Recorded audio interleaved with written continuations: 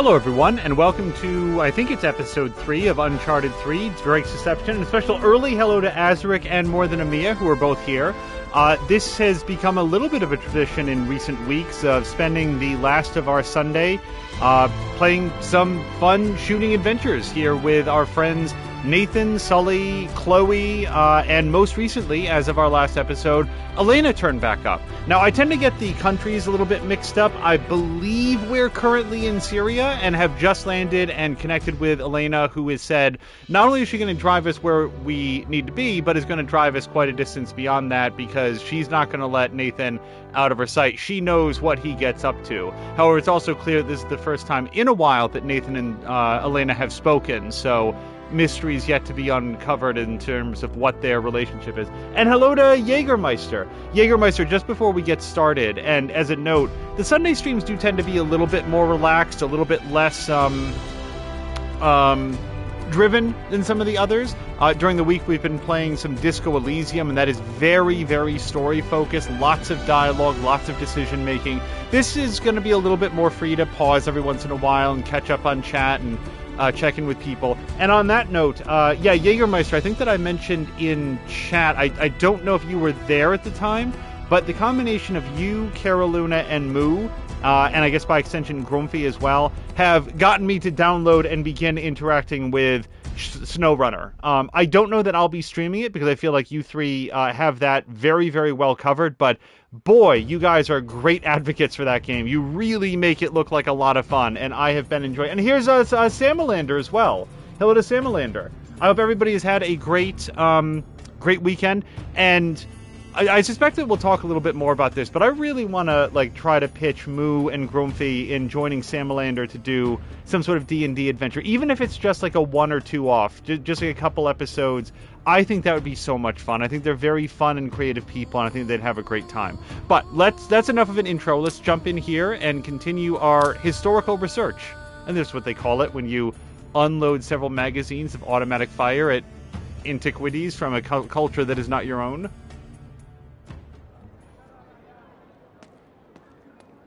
If you're trying to pick up Francis Drake's trail, hello to First Ben Joseph. Old quarter.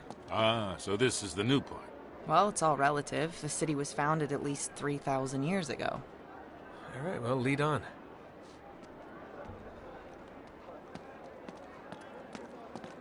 I should also note that so far we... Oh, hold on. See that tower up ahead? That's where the old city starts, so we need to make our way over there. So recently we've been very, very fortunate that in streaming... Salam. Hold on.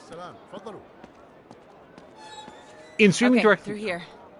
Okay, there's just going to be too much dialogue. I'm not going to be able to say anything for a bit. All right, now I need you to be on your best behavior. Yes, ma'am. No, I'm serious. The police, they have patrols everywhere, and we don't need to arouse any suspicions. You got it. We're just going to cut through the market.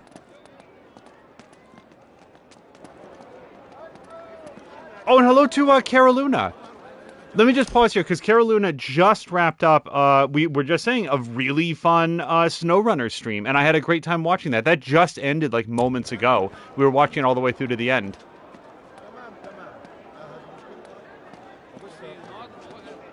First Ben Joseph is looking... Oh, hold on. Huh. Okay, it looks like they got the street blocked off. I'll go see what I can do. You two just stay here. Hey, she's still learning. Oh, yeah. Apparently it helps in this part of the world. What does that mean? I don't know. So? All right, it's no good. They're not letting anybody through. Let's try over here. I know another way around.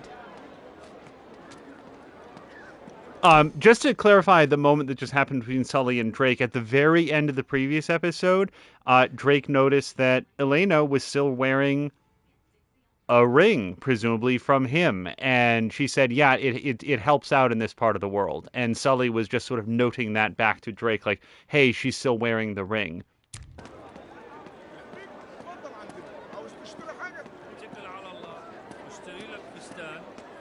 First Ben Joseph is saying that Biomutant is also all talk, and I don't know if that's...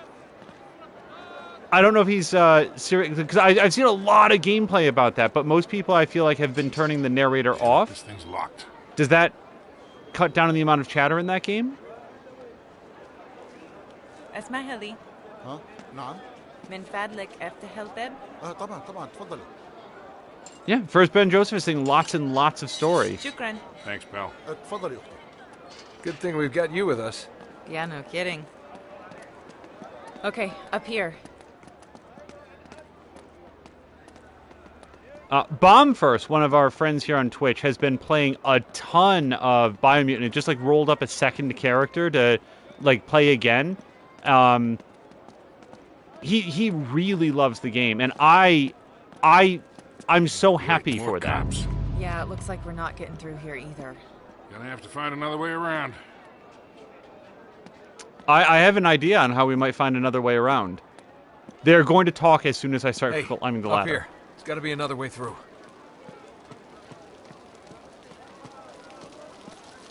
Yeah, first Ben Joseph follow is me. saying, hey Mia, remember when you were asking like what's harder to animate, fire or water? Like here's an example of some water, and believe it or not, this looked really good. This pool of mercury looked really, really good on the PlayStation 3 when this game first came out. Oh, and first Ben Joseph is saying that like he really likes story, but yeah, give me a break. That was, I know that I use this as an example a whole bunch, but that was my take You all on right? Yeah, on our way. Fable 2. Fable 2 was like, woof. Like you just, I felt like I was standing there for 15 minutes being orated at while my silent protagonist just stood there. There was no animation, just watching a character mill back and I forth. don't think we should be in here. Oh, come on. We'll just cut through. It'll be fine. Just don't break anything. Oh, and hello to Patikin. Patikin just had his 4-year as an affiliate anniversary. I believe that's actually today. But today was he did a big stream. He's saying hi and dropping a lurk. Well, Patikin, again, as I said in chat, congratulations on 4 years as a Twitch affiliate. Patikin's a great, great friend, and we love hanging out and watching his streams. And today he did a big Fall Guys event and was able to like won the very last game that he did at the very end. Yeah, here we go. And first Ben Joseph says of Biomutant, they do give you the option to skip a lot of the dialogue scenes, a lot of the story, but then you wind up missing a lot. I guess I'm surprised, like, first Ben Joseph, the reason I'm surprised to hear that it has so much story is that I feel like overall... Oh, hold on.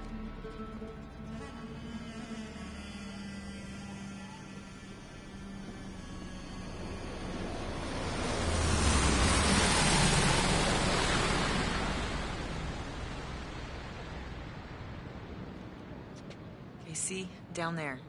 Those buildings would have been hundreds of years old, even when Francis Drake was alive. Right. Good thinking. Hey, Nate. Huh? Talbot. Who? He's got Cutter's notebook. What? Wait, what? Charlie Cutter? Yeah, no time. Sully can explain Hey, everything. wait a minute. Meet you down there.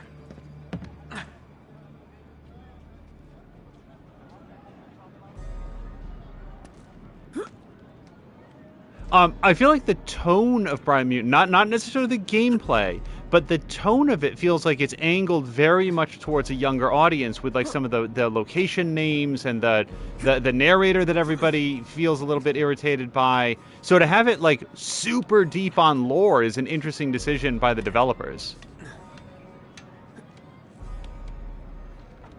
Well, I guess there's a difference between lore and story, but...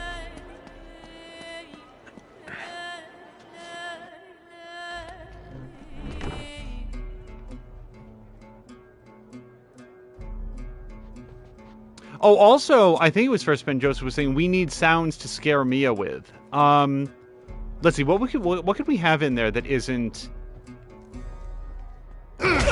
No. Well, that scared me. Just couldn't leave it alone, could you? Come here.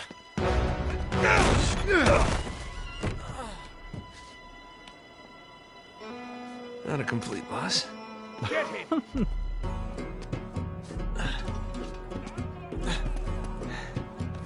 Hiya, boys.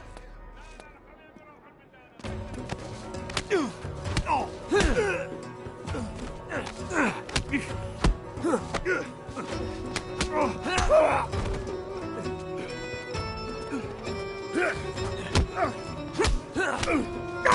like how everybody else is backed off to allow these guys to have the fight.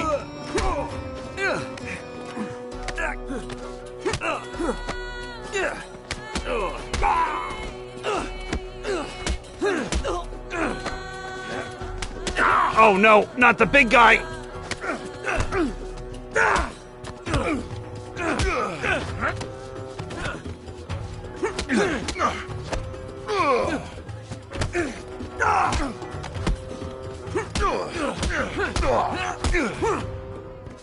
Triangle.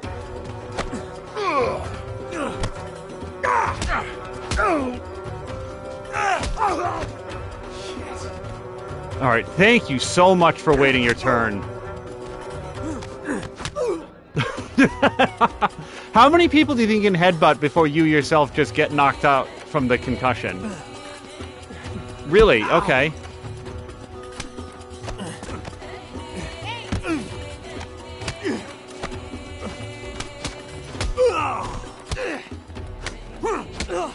Sorry, it's very difficult to say anything other than, I don't want to be punched.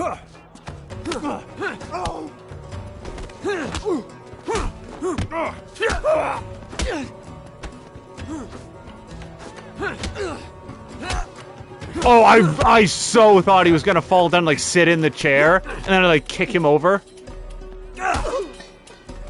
Nate, come on. Nate, what is taking you so long? Oh, Carolina, have a great night. Down here. Also, so one thing that I'd like to at least touch on, in some small way, treasure, today is this weekend, thanks to the generosity of a friend, we had an opportunity to see The Nevers, the HBO Max series, and Get the hell out of here. I know that we're all supposed to be mad at that show and everybody that worked on it, but boy, that was a great show. I really want the person that shared that to know how much we appreciated it. Is somebody gonna fill me in here? Who are those guys? And what does Charlie have to do with all this? He was working with us on this one. Wait, what was? He's not dead. No. Him and Chloe. Wait, Chloe too? Yeah, but they both bowed out when Cutter broke his leg. He broke his leg? He's lucky he didn't break his damn neck or fall like that. He's fine. Just between that and burning to death, I think I would have jumped too. Not helping. All right, just tell me what you're really looking for. This? Come here. Sully, check this out. I think we lost him. What do you got? It looks like we stumbled right into our secret entrance. Well, that's our girl. Well, not going down there without some hardware. Go talk to that rug merchant we just passed. Well, guns, weapons. He's not really a rug merchant. Oh, right. Hey, just watch yourself out there, okay? Yeah. All right, what is all this Seriously, crap Nate? No, you're why giving don't me you just about come train Sully? with me? Those guys are not here for historical research, and neither are you.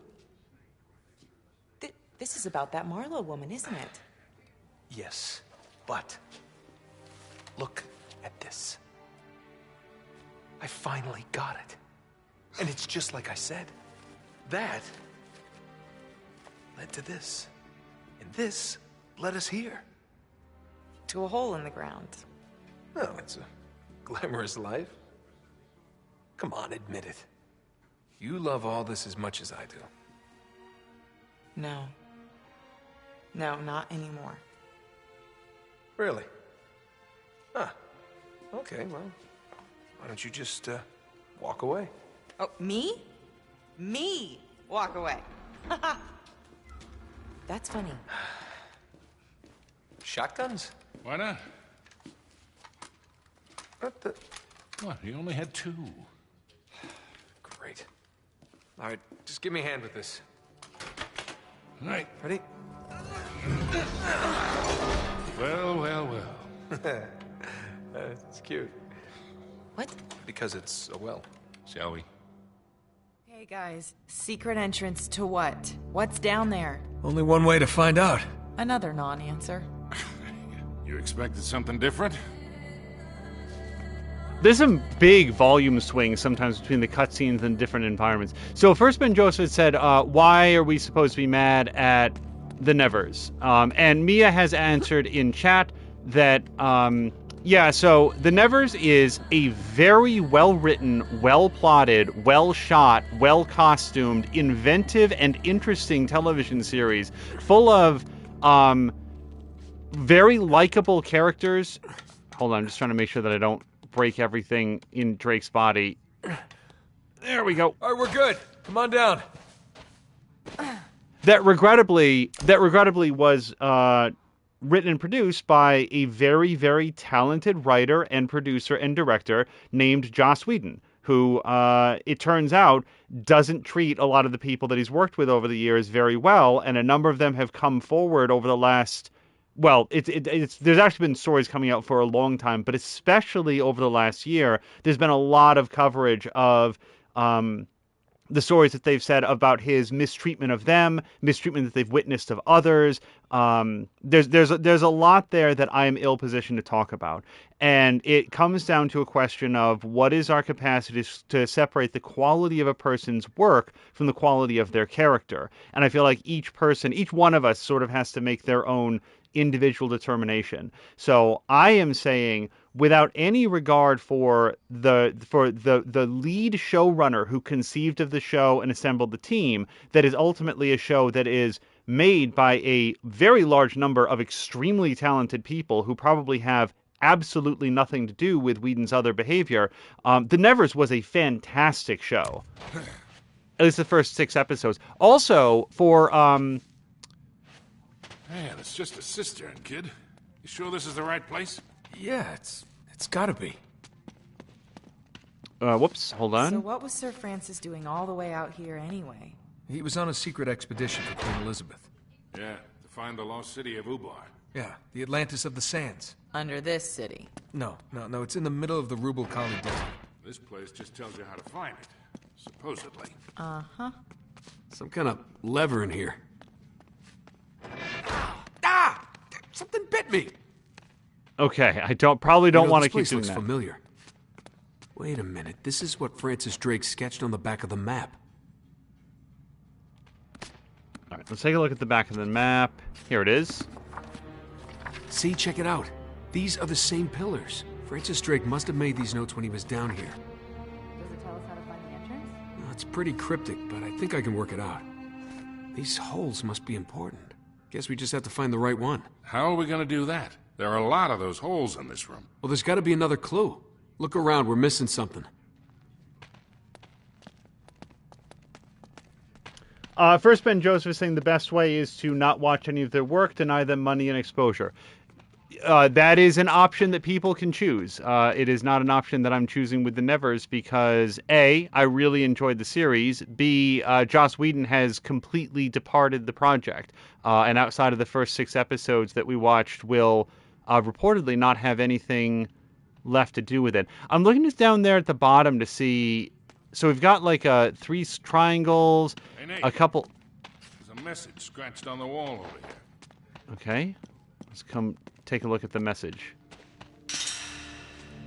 It's an Enochian script. Must have been left by Drake. Can you decipher it? I'll try.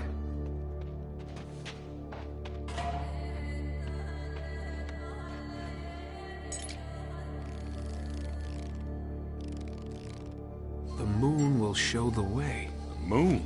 Down here. I am not hanging around this place till nighttime. I'm pretty sure it's a river. I'll make a note of it on the map. You're gonna mark up Sir Francis's 400-year-old map? What? He wouldn't mind. Okay, yeah, so I was about to note the moon there. So I guess we start at the moon, and then we tell... Oh, you know what? I bet if we find the moon and stand on it, then the pillars will be arranged in a particular way that we'll know which ones to touch. So we are looking for a moon in this room. We've got like a flask, 3 circles. This mean anything to you? Yeah, Moon. I think so. Okay, so... So if I stand here, Yep, so...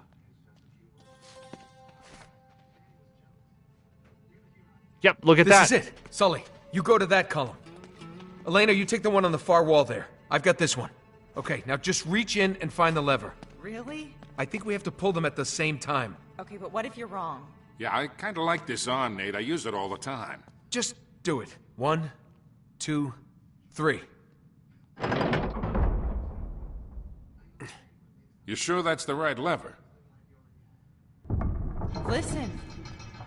What did I tell you? Be damned, it worked. Yeah. Pretty amazing. Okay, so why the big secret all these centuries? What did Elizabeth expect Drake to find?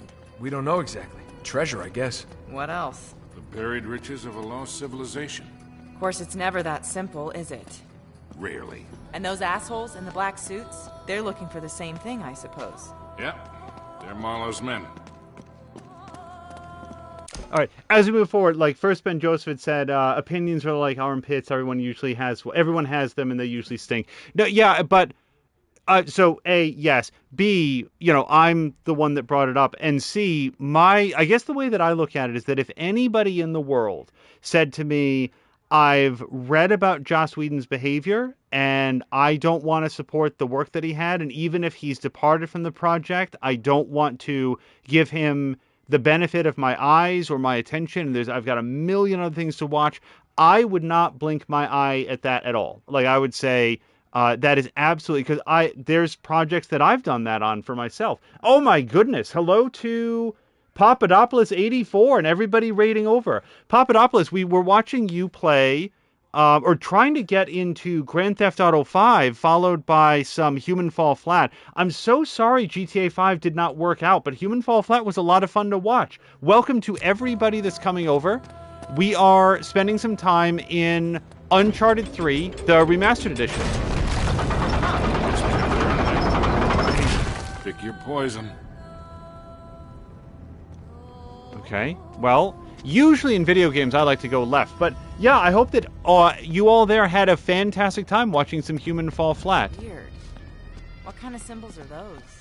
Never seen anything like it. I don't know. Looks like it's some sort of mechanism. And hello to Doc Limitless as well. Someone scattered the gears all over the room. Oh, yep. Hold on. This is not going to do anything. So it looks like we have to get the gears and put them on here, and they're probably going to be arranged in terms of size. Hey, over there. There's another cog up on that ledge. Oops. Nope. Am I allowed to put this on yet, or do I have to go get all of them? Nope, there we go. All right, little gear. Oh, these might not all go together now that I look at it. Hold on a second. Yeah, see, those seem to fit together okay, so we'll see how it goes. Yeah, that gear is small, and she said there's another one up there on the ledge.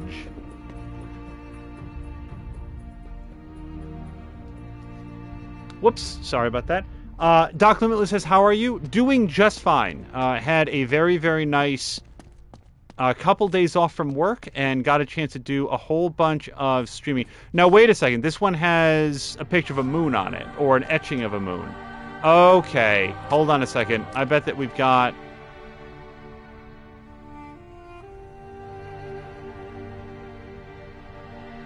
Okay, I don't yet know what all of that means. Alright, we'll figure it out. Let me go get any other gears that there are in the room. We do have a great big gear here. Oops. But yeah, Doc Limitless, I just want to make sure that I say the name correctly. Hold on just 1 second here.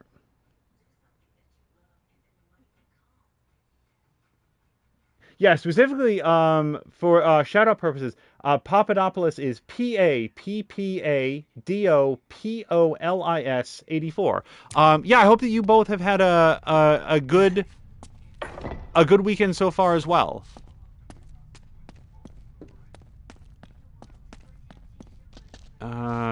Yep.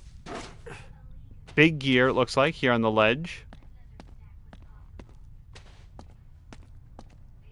Yeah, I have never played Human Fall Flat myself. I have watched More Than a Mia play. And it seems like a very, very neat game. So this gear is much too small. Can I put it down? I can. So I feel like I'm looking for at least 2 more large gears. So let's collect all the pieces here together. Get them in close order. And I guess my question would be, do you guys have any sense on what's going on with Grand Theft Auto 5? Because I did see that Papadopoulos was able to get into the game one time, and then it looked like there was a whole bunch of like there? sort of like There has to graphical be another issues that way came up with around. it. Yeah, this looks like I'm only missing one big gear. And yep, there's one up there. So the question is, do I shoot it? Which I feel like in the real world would shatter a very delicate old gear. I bet I have to shoot it. Oh, but I have no firearms. Sully gave it to himself. He kept a gun for himself and he gave one to Elena. I do not have one. So we'll have to see if there's any other way for me to get over there. Myself. Can I jump up here? Yep. Okay. That gets us started.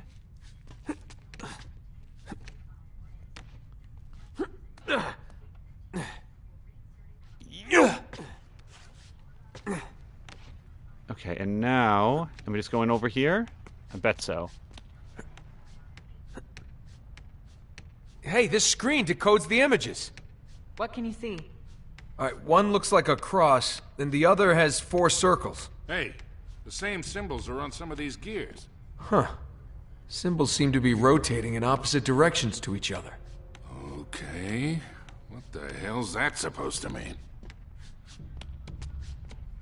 Can you imagine the amount of engineering work it would take to set something like that up? Oh, by the way, look out, Elena.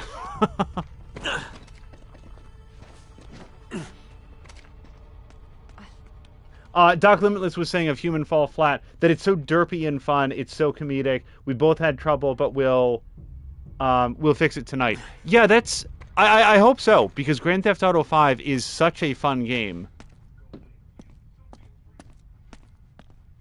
Okay, if I were to guess, what we're looking at is that the gears are naturally going to twist in opposite directions. So the fact that I've got a 4 point here, so you know what? Let's just turn it and see what happens. Because I've either accidentally done it correctly, or we're about to find out. Okay, that didn't work. I Right. don't get it. All the cogs are in place. Maybe they have to be specific ones. Well, it's worth a try. Yeah. So let me just look at it again. Oops. Okay, well, the plus and the 4 squares are spinning in opposite directions, so it must be some of the other gears. So let's take a look at our thing. I do not know why some of the gears are crossed off. Maybe those are the gears that shouldn't be used at all? Maybe that's it. So the teardrop, the moon, and the... I don't know, not moon, the weird barbell thing in the middle should not be used at all, which means that this teardrop should not be here. All right, let me put that down. And then here's a 4.1. Go ahead. Okay, maybe that's the right set.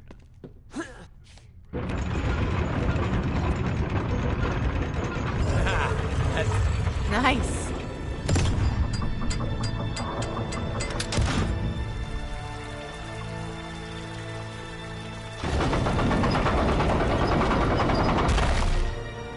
Oh, we got the water flowing.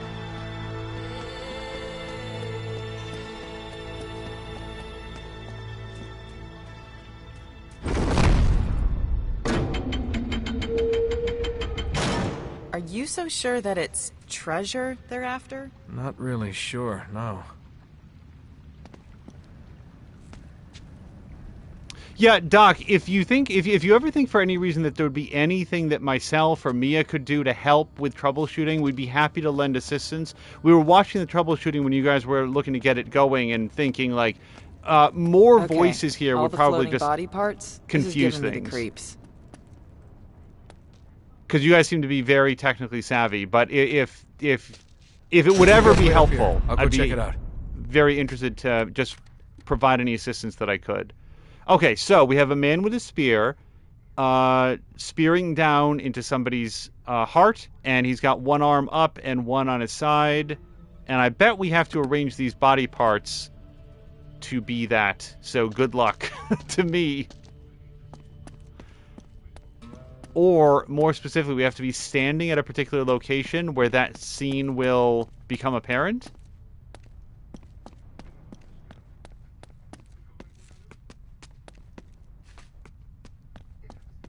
Yeah, so we earlier this year played all the way through the story mode of Red Dead Redemption 2, a journey that I will not in any way recount here. But ahead of the very first episode, we did a lot of testing to try to make for as steady and reliable an experience as possible with, no real frame rate issues. And even so, after we actually got into it, there were... The first couple episodes are a little bit uneven because it took some tweaking once the streaming software and stuff was up and running.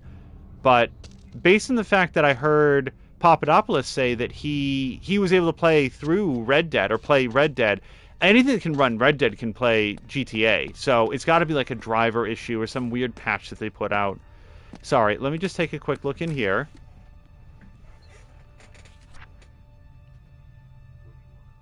Wanted the musician above the cup. Scroll over here. We already did that part. So it really feels like this relief is what we're looking for. I don't think that I can interact with any of these posts. Ah, hold on. I wasn't looking in the middle of the room yet. Sully, throw me your lighter. All right, coming at you.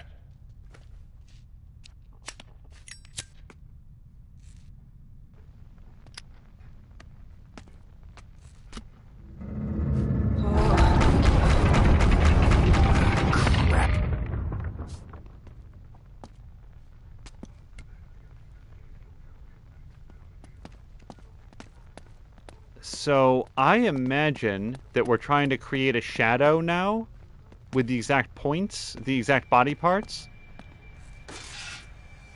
Oh yeah, that's absolutely nothing. Okay, that didn't work.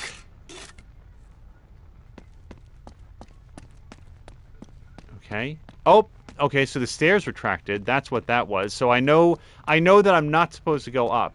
So the question is... Oh, I can look through here. Okay. Try to get some sense. So we're looking for a position where some of these body parts line up into a coherent whole. And see how the heads are facing this way? So I feel like I really want to be over on this side of the room. If this is wrong, then we'll reposition a bit. But the heads, we know are going to face over to one side.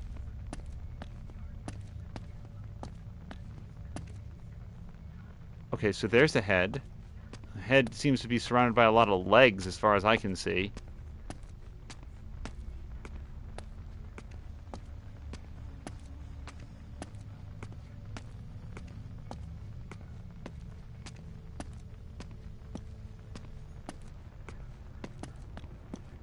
Yeah, you'd think that lining up with the heads would be... How's it going, kid? I'm I working gotta on it. line up these statue pieces with the mural on the wall. So you think from the right spot all that junk will make sense? That's what I'm hoping. All right. No, I don't need a hint yet. Or the spear. You know what? The spear has a very specific... Look, there's a spear right there. Yeah, I think it's going to be one of these spears. So let's see if we can get the spear lined up into a position. Boy, it doesn't look like it, does it?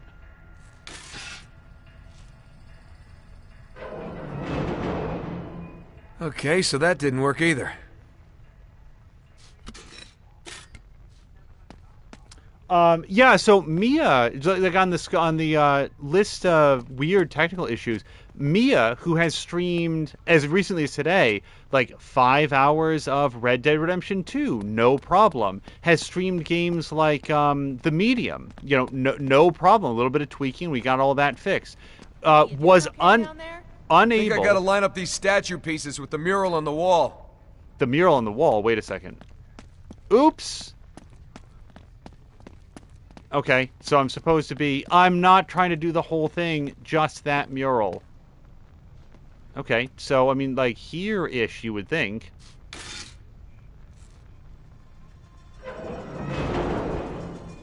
I guess that wasn't right either.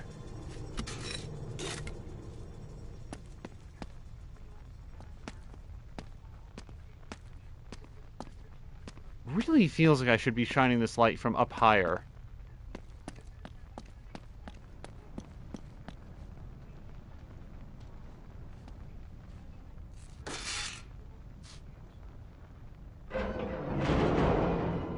Okay, so that didn't work either.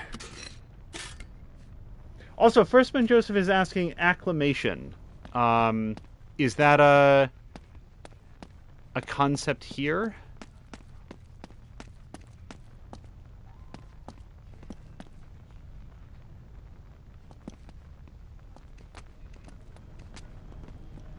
Okay, wait. I do see a spear. See it way in the background? See that spear way in the background?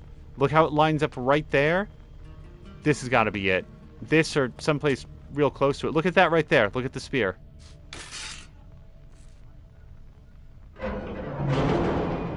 I feel like that we're... wasn't right either. I was searching for a word. Hold on a second. That spear, like, look at it there in the background. That's got to be really relevant here. Okay, so that didn't work either. What? He looked up there. Why did he look up there? Like, the camera moved very deliberately up there. Am I missing something else about the room? It's like another clue.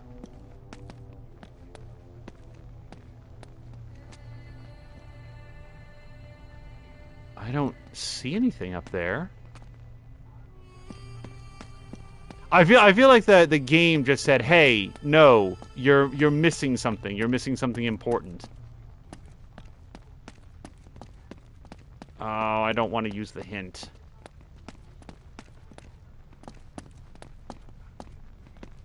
But the thing is, when I go to put the stick in, the pieces attempt to move, and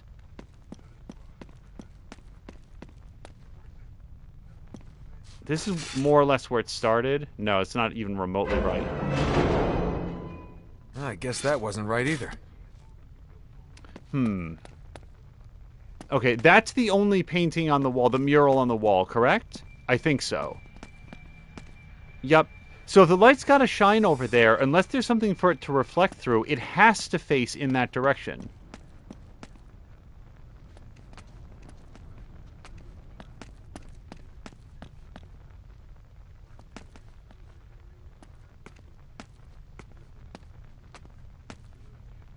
Wait, look at that, look at that. This has got to be right, yeah? It's got to be.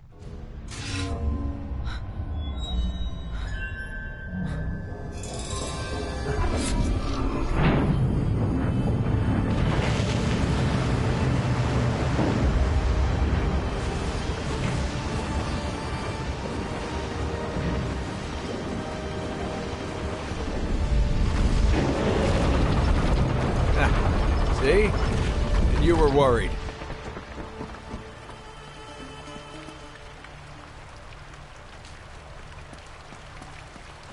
Sorry, I saw a treasure over here, and I very much wanted to get a drink.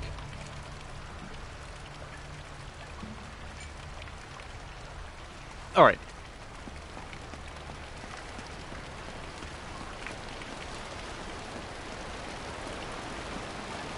But, yeah, as we run around here, so just to pick up or close out what we were talking about before, Yeah, like First Ben Joseph, I have a stance that I've taken against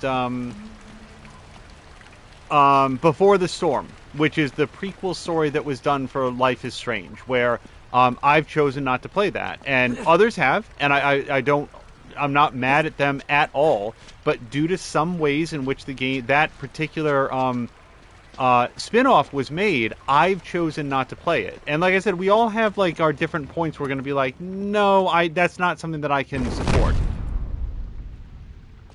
And for me, Hey, the first door's open. Come on.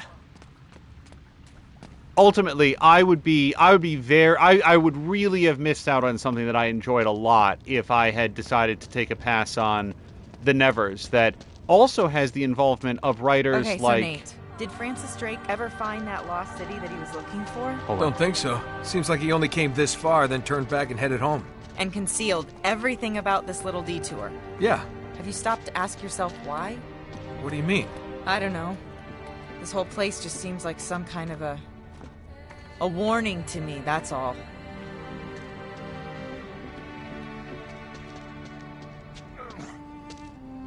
Also, Drake, the last couple times that we've decided to press ahead on something that was very deliberately looks like hidden... some kind of ornate brazier. I'll need a torch to light it. It turned out to be hidden for a good reason.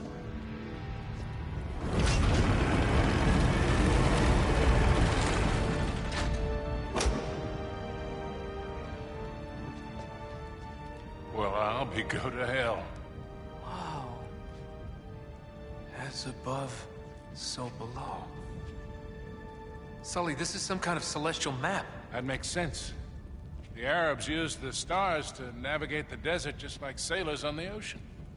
That's right. So you could use these constellations to find the site of the lost city. If I had a sextant, sure. I didn't do all that time in the Navy for nothing, you know. And here I thought you spent the whole time looking for that basket act. The what? Never mind. Hey, you think you could remember this? Well, yeah, but we ought to copy it down, don't you think? No, I really don't recommend that. Hey guys, look at this.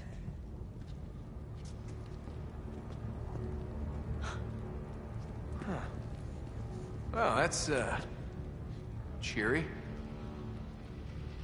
Do you hear that? Uh-oh. Oh, no. Wait, what is that? Get away from the walls. Hold on to that torch, kid.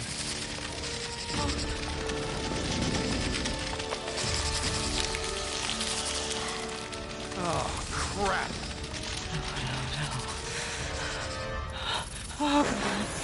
These things are way more aggressive. Wow. Man, they don't seem to mind the light as much. Swing from that torch.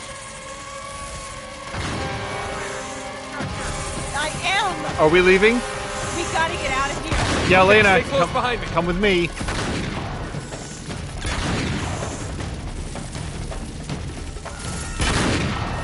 She's coming, yes? Okay. Come on. Okay. I just have to trust that she's gonna come along.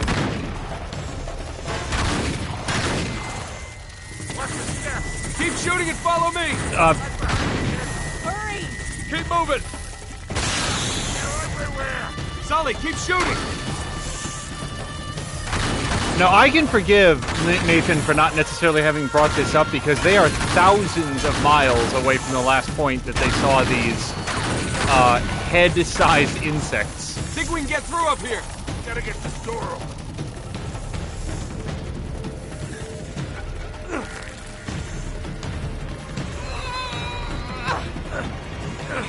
Won't budge. Maybe I can open it from the other side. Try to hold them off with this. I'll help Elena from this side. Just do what you can.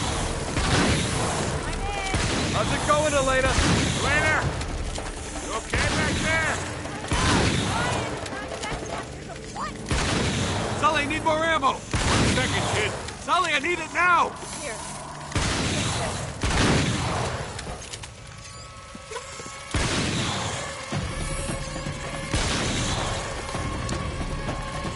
Hey, Sully, about that ammo? Oh, he did. He just chewed on some ammo. I just didn't see it. Try to hold them off off with this. I'll help Elena from this side. Just do what you can. How's it going, Elena? Elena! You okay back there? Oh no! It's not exactly like there's a point. Elena! Now would be good! Okay. Sully, need more ammo! 1 second, kid. Sully, I need it now! Here. Thank you. Come on! How's it coming? Well, open the door! Also, from a technical standpoint, this kind of like particle-based movement, like swarming, would have been super advanced on a PlayStation 3. PlayStation 4 was kind of specifically designed to do stuff like this a lot more easily in hardware. Not to break the tension down too much, but right now I've just got 2 more shells, Time, Elena! and then I'll be dead. Got it! Okay. Come on! Okay. Oh, man. I've had more than enough of those damn things. Wait, you knew about them? You were planning on telling me, right? Hey. Look at this.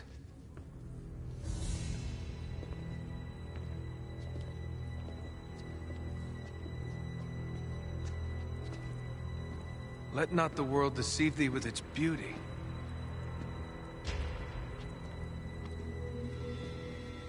It is the dream of a dreamer. A mirage of the desert. Cup of death will be filled for thee. Lovely. It's all in English. Yeah. Yeah, it must have been Drake. Okay, so let me get this straight. Drake sails thousands of miles looking for this Atlantis of the Sands.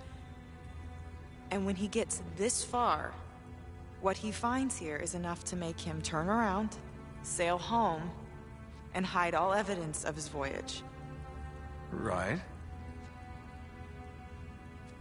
But you're gonna keep going, aren't you? Yeah? And for what? For treasure? Sully, he listens to you. Please make him stop. Yes, Sully, please, tackle me. What is wrong with you two? Elena, come on, we're just joking around. Listen, you've won, okay? You've outsmarted her. You know where to find the city, and Marlowe doesn't. Why can't that be enough?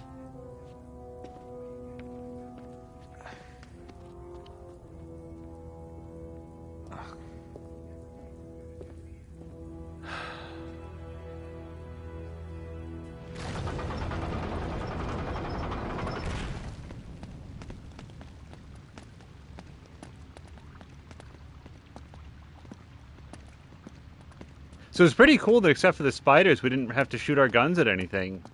It seems like we should probably just go back to the airport and head on out of here. And I can't imagine that anything unusual or exciting will happen. Okay, I really thought there was going to be a bunch of guys back there.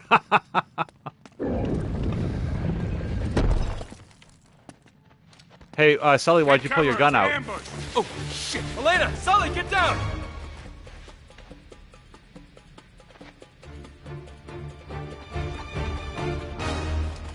Can't see a damn thing.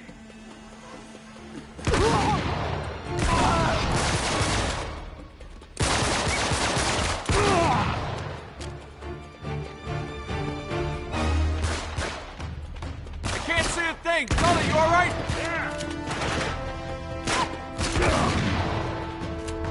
Here we go. Damn, I can't see a thing. Do I want this? Probably. Yeah, backup gun? Yeah, let's do that. Oh my god, Sully, you almost got a shotgun.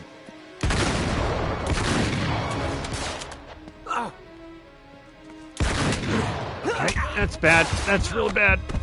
I am so trying to dodge out of the way.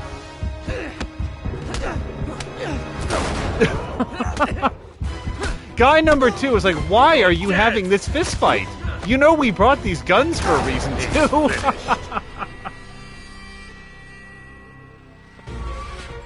Oh, really? All the way from the beginning, huh? Okay.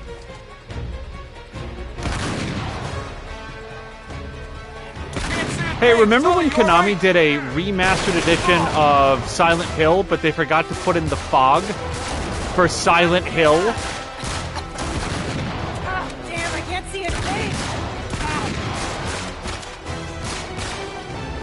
It's not actually true that they forgot to put in the fog. What happened was, like, the fog rendering didn't go out far enough, or, like, it would dissipate too quickly, so there were things that you were not meant to see that would just be straight up visible, and a lot of the atmosphere was taken out of the game.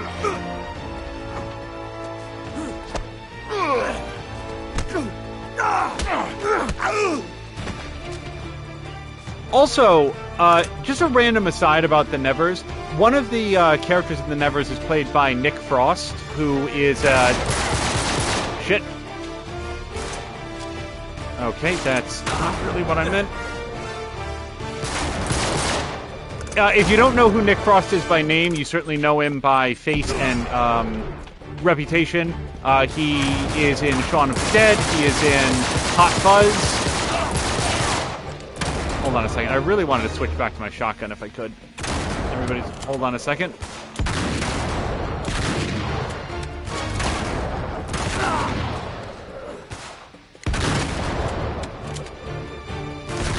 And he plays a character in the Nevers. Not too much after Azric. We were just sort of talking about sort of the You see any more?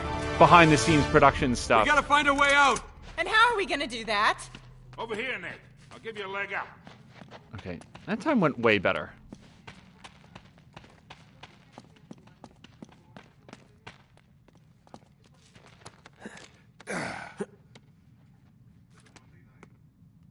And I was just gonna say, I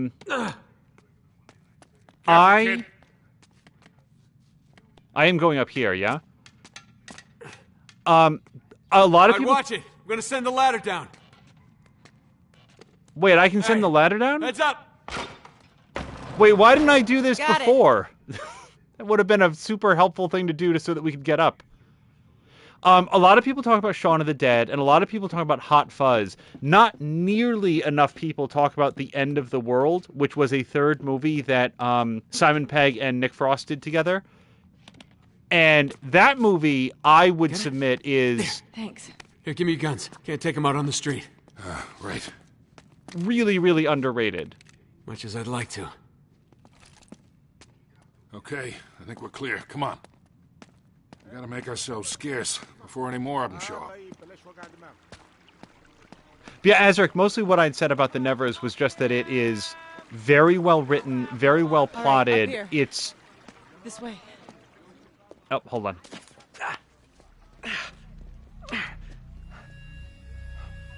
No. Oh, Truth Nate? Seekers. I've not heard of that. Run. Oh, no. All right, easy, kid. Stay away. Stay away. What's wrong with him? They drugged him. What? Come on, we gotta get him out of here. Come on, son. Touch me! All right. No. We just want to help. Get away! Get away from me! Nate! Nate!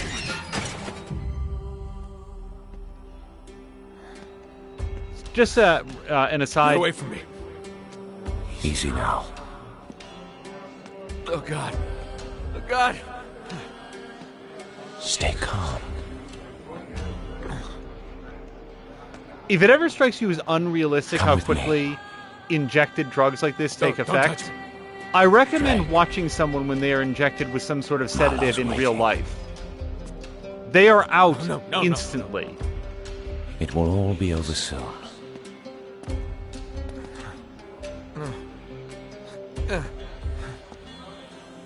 Relax.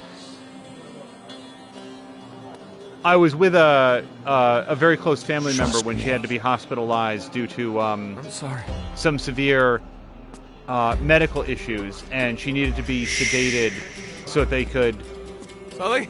perform a more Sully's thorough not here, Drake.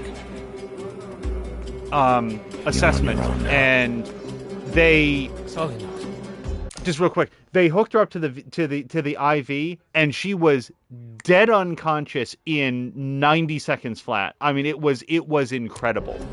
Trust us. Follow me.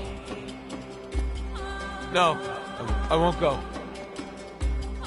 Don't resist. Where is this?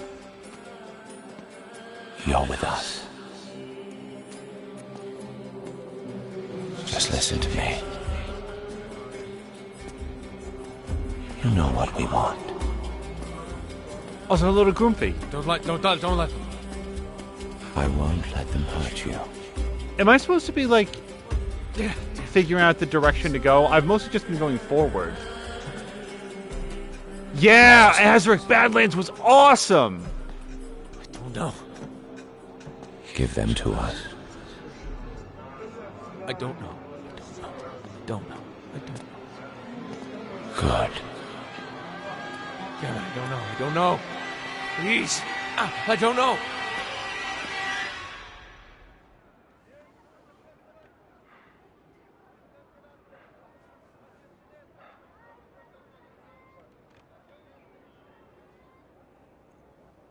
Welcome back.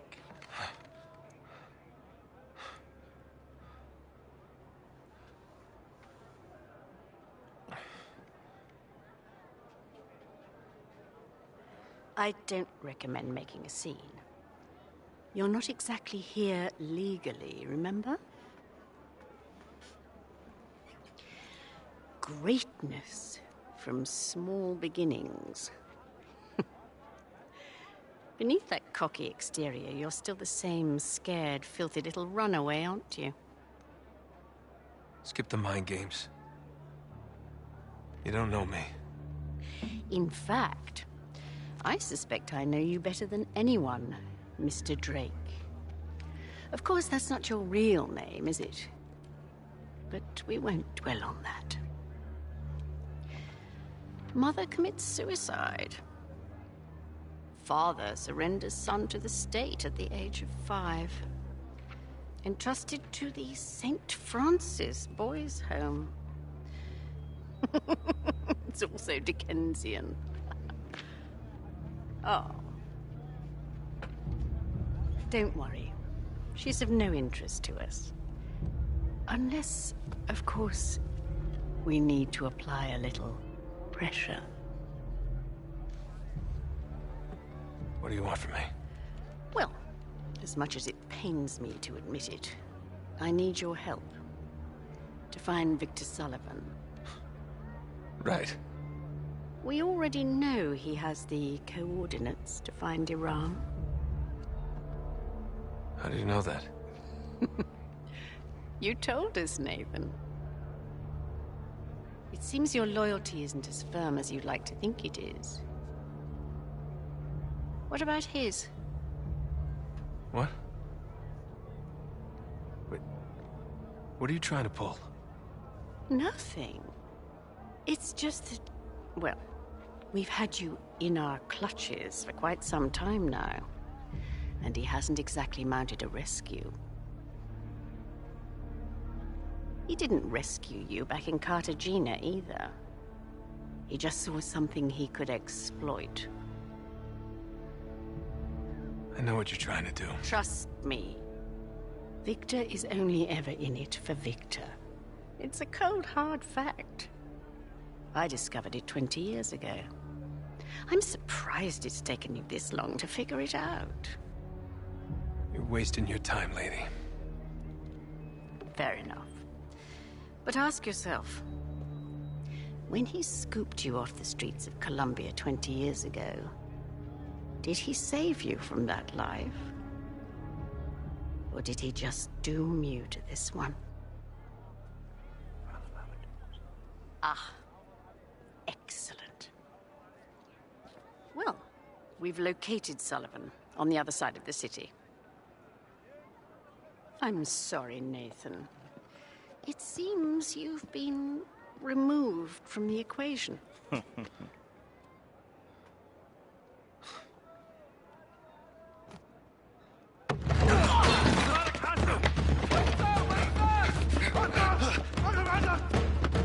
Sujin10, thank you very much for the follow.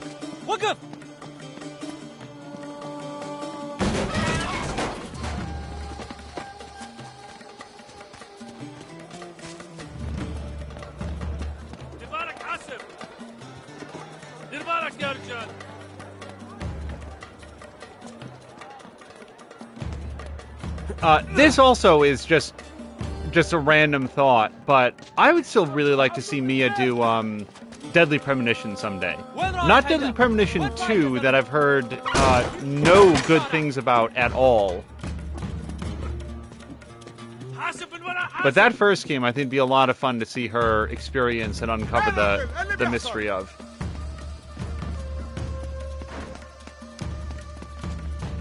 Okay, sorry.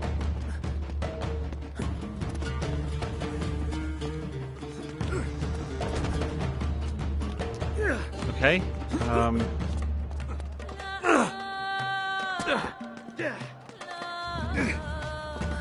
This guy really gave me the easier path.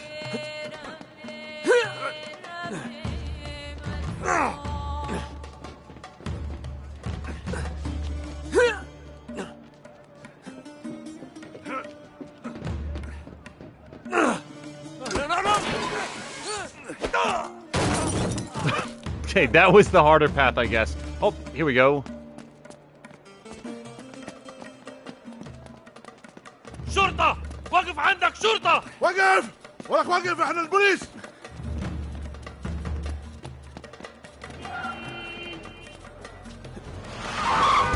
مالك حاسب! Oh. ايه ليه الادب؟ ايه امشي يا راجل! It's a good thing the camera knows which way he went. اطلع برا! اطلع برا!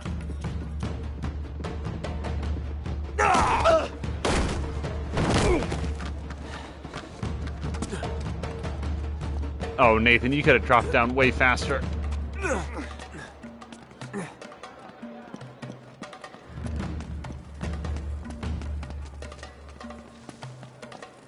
Also, so earlier today, I think it was in, oh man, shit.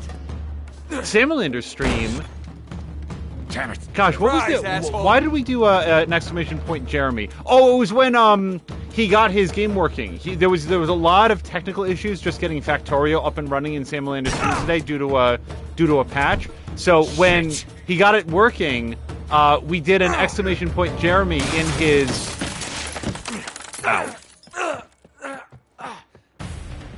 In his channel, and it did an auto shout out for Mia, which I really like. For anybody that doesn't know, exclamation point Jeremy is it's a celebration command in Mia's stream. Yeah, Samalander, that was super cool. I was very glad that you got your game up and running, because it felt like there was a moment there when it was like, I'm not sure I'll be able. Oops. Oh, here we go. How did he go? Well, I got turned around, so to the airport, I assume. Great.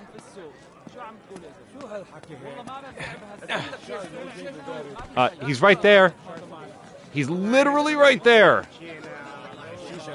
Crap. Pardon me. Excuse me. There he is. I think you lost me, didn't you? Oh, that wasn't him. Ow! Oh, okay. Hold on.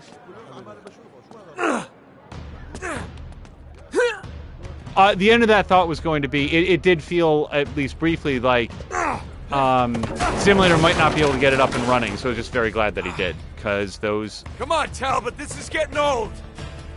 Factorio streams are a lot of fun to watch.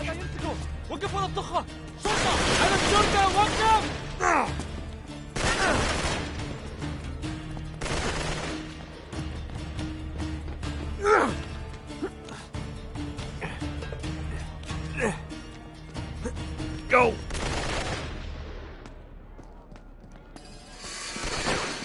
Oh, wait! Okay. Thank God I don't know where I picked up. Oh! That's all you got. I was so distracted by the fact that Nathan Drake suddenly had some clothes hangers to slide on.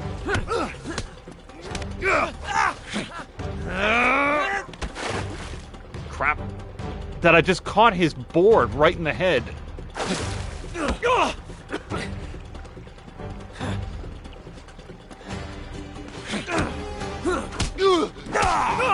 Come on.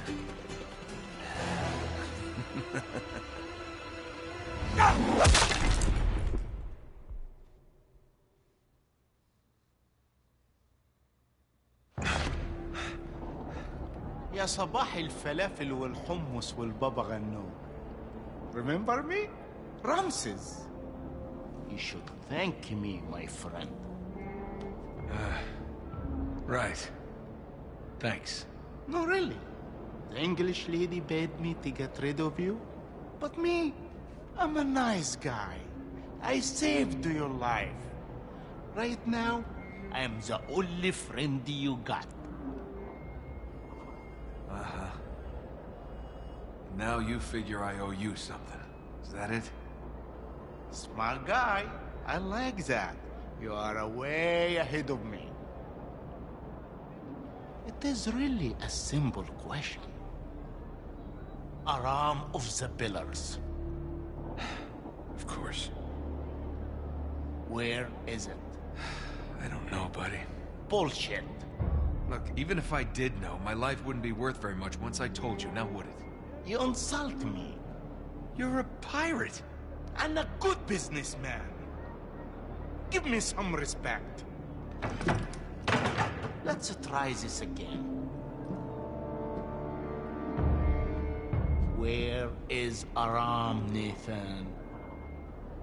Look, you can torture me all you want. Okay. But I can't tell you what I don't know. Maybe so. We'll see if your friend is more cooperative. What? Who? Your friend, Victor Sullivan. I don't want to do this. At his age, it may be too much for him. Wait. No.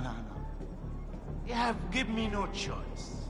Perhaps your friend will be more grateful for his life. Wait. You leave Sully alone. Bye, Nathan. You don't touch him! This is gonna be fun.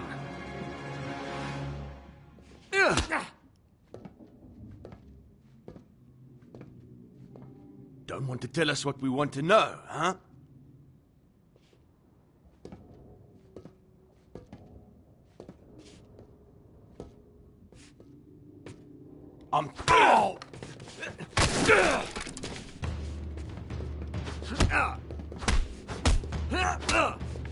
Oh, that fellow in the back, yeah, he's not having a good animation day.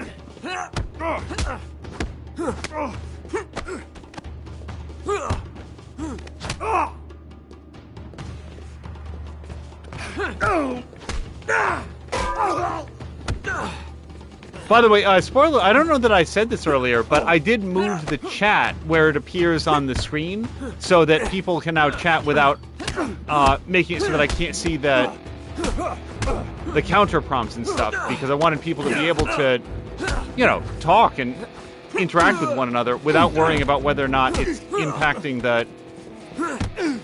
the game.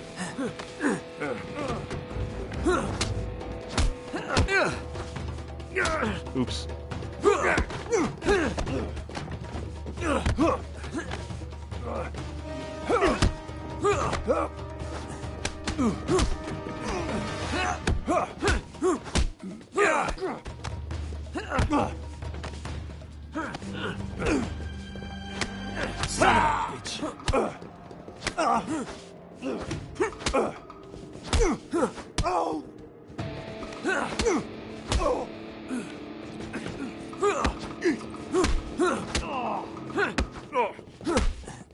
Where did this extra wave of dudes come from? Did they drop down off screen? Also, Nathan, you can continue to hold on to that big metal tool. What is that, a wrench? It's probably got a special name, but I'm just going to call it the big wrench.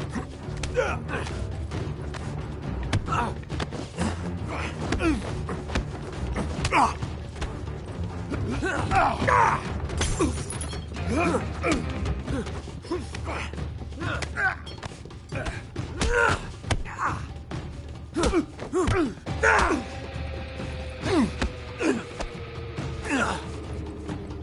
ouch wrench. That's a good name for it.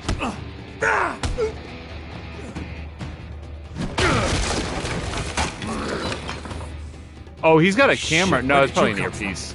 I was going to say, they mounted a camera to this guy so that they can watch him later. First-person perspective, crush someone between his hands.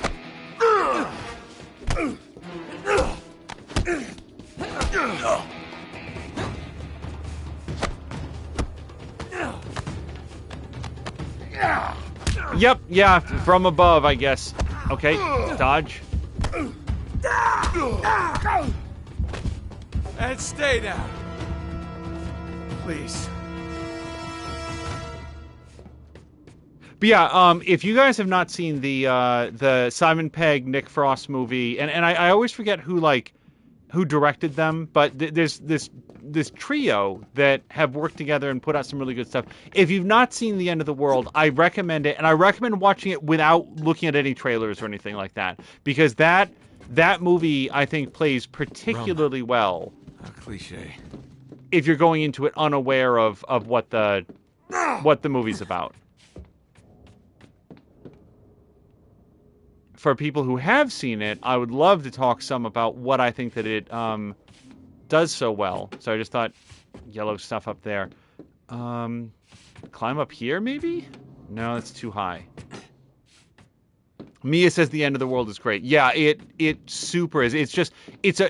I gotta say, and I feel like this is an unpopular take, I didn't like Hot Fuzz very much. I was a big fan of Shaun of the Dead. I was a big fan of The End of the World. Hot Fuzz was... It was a great example to me of action without context. Where, like, no matter how many gunshots and explosions and stunts that you do, if I'm disengaged about why I should care about what it is that you're doing, then I'm not going to find it very exciting. It's the Jupiter Ascending problem, where you can make action that visually looks very good and very professionally made, but if the characters on the screen have thoroughly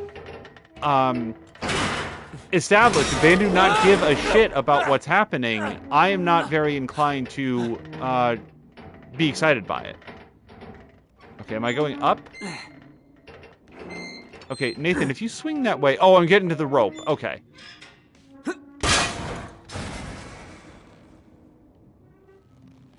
There we go. All right, now we're talking. Empty. Of course it's empty. And don't get me wrong, Hot Fuzz is not as bad as Jupiter Ascending. I mean, Hot Fuzz still has, like, Simon Pegg and Nick Frost, and they are very, very... Oh, The World's End. Thank you, Azric. I always get the name of it wrong.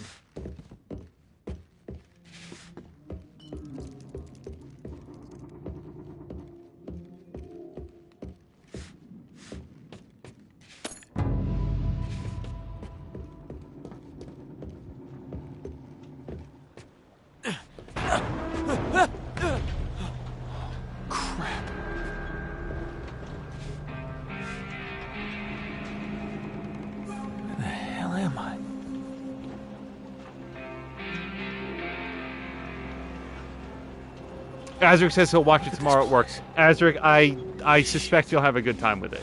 Here goes nothing.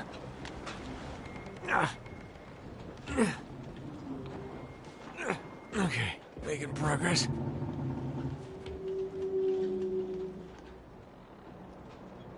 I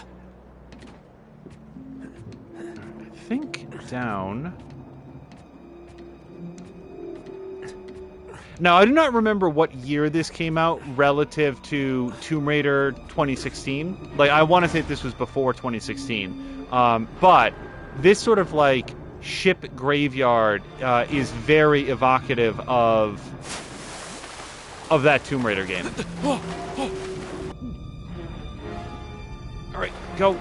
Okay, somehow I managed to fail at that.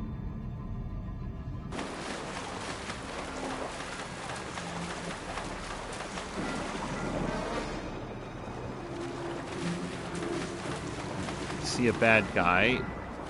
Well, I see a guy, and I just assume all guys are bad, especially if they're lurking around a ship graveyard. Don't turn around. Get him. I'm swearing so much. Okay. It's a gentle kick to the back of the head. I like that in the world of Uncharted, you can armbar someone so that you smash their face into a concrete corner, and they just sort of like act like they're, I don't know, they got hit by a wiffle bat.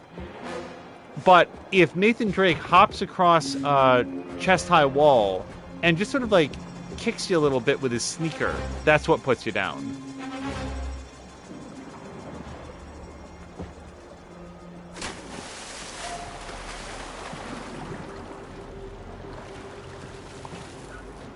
I heard there's a storm coming. Yeah. Get the gun. Get those guns that are right there. British woman, anyway? She pays. Who cares? Get it. Get the gun. Okay.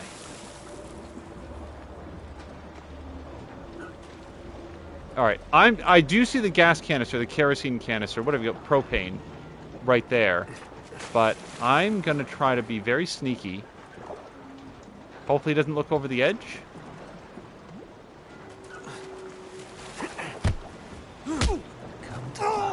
Oh, you're in the water now. That's it.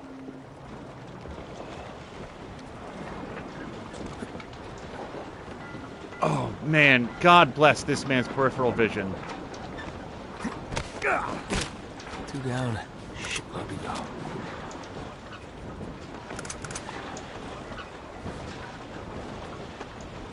Now, I want to think there were at least 2 people over there on the tugboat. Yep, that guy, the lookout. No, okay.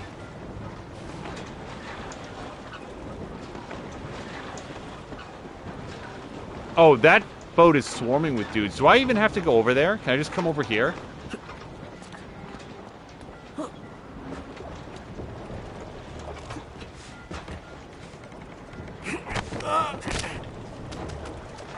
Ooh, oh, wait, no. Did that go in the water? Oh, I think I dropped his grenade launcher in the water. Boo. Oh, let me grab these grenades, please. Oh, shit. Wait, oh shit. Why? Did they see me? No. Oh, yes they did!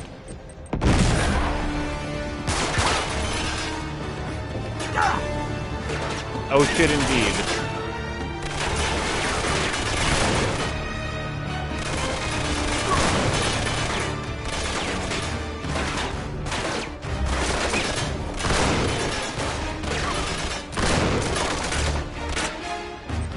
No.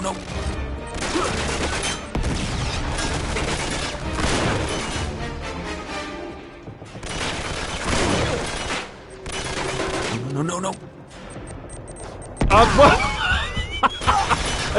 So it turns out Nathan Drake has only one throwback hand. So his weakness is multiple grenades at once. Oh, hello to Donk. Sorry, Donk. I am doing really well. I'm doing better than Nathan at the moment. I heard there's a storm coming. Yeah. Okay. Ramsey says he has something big cooking. Who is that British woman, anyway? She pays. Who cares? So, unfortunately at the pistol, it's a little bit odd. Oh, we got a different guy this time. Alright, so once again, I feel like my opening moves there were real good, and then my mistake was getting surrounded by multiple guys with high-powered rifles. So, this time I'm not going to try to skip it.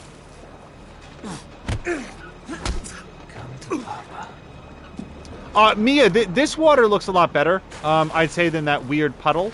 As Nathan goes around, you can see a little bit of rippling happening behind him. It doesn't react really well to him, but I think it looks a lot better than that weird puddle water.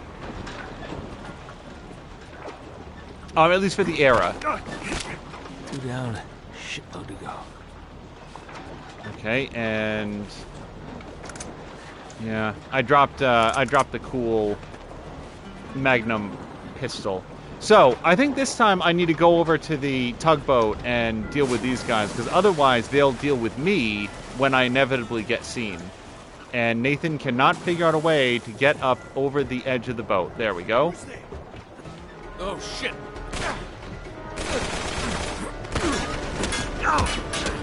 So this is the worst position in the world. No, wait, I found a worse one. Oh, I remember this being a challenging sequence. All right, Sully. You're out here somewhere. I heard there's a storm. Yeah, so Mia's saying that we were talking on Friday about the difficulty. I think the specific question that Mia had asked is which is harder to animate, fire or water? And I joined in with others at saying that I really feel like water is a lot more difficult to animate because water needs to take into account the way that it will move around. It needs to move around stationary objects. It needs to react to other moving objects. It needs to flow and drain in ways that we recognize with our eyes as being realistic. All right, as soon as I thin out those two guys with some success, I'm going to grab this Magnum.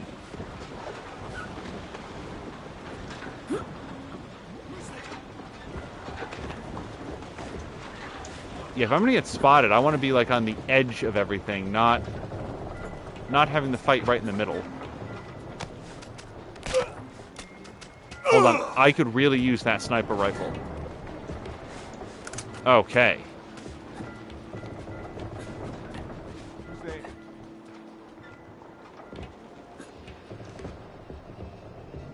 Now, can I do a flying jump on these guys? Oh, shit. Yeah, but just the one. Throw him off the edge. Yeah! Okay.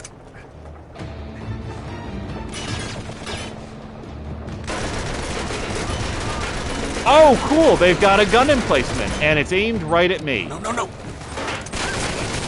Okay.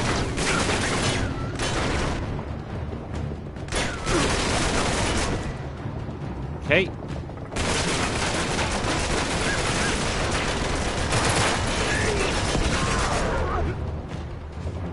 Yeah, I'm not going to be able to take any sniper shots with that gun emplacement right in my face.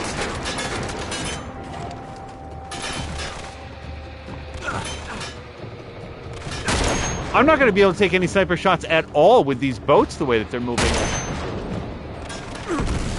Whoa, okay.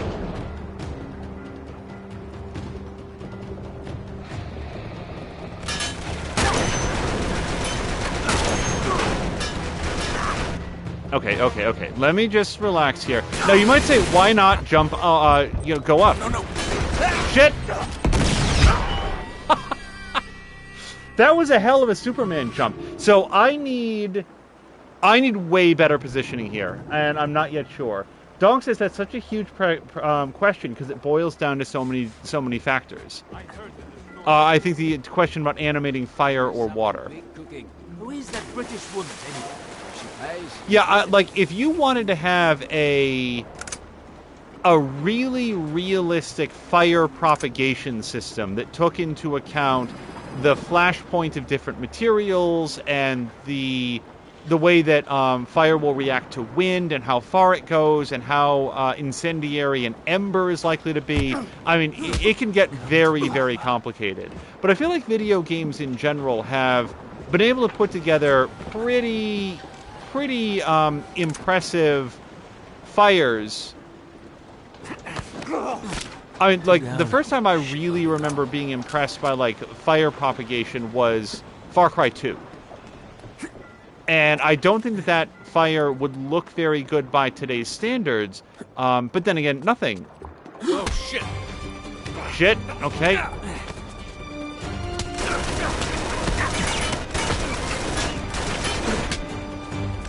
That's the nature of video games, right? Like, they're always going to look bad with the next generation of hardware. I just want you to know how much I'm trying to disengage from this fight and failing. Dong says, especially the relationship of the pixels one can never tell if their relationship is stable or not. But there's marriage counseling and the like. Who can tell with pixels, right? Yeah. That is a very good point. The relationship between the different pixels and whether or not they get along with one another. There could be some failed romantic history or some love triangles. I mean, you think pixels are bad. Polygons are all triangles. Alright. Fuck this stealth. Shit!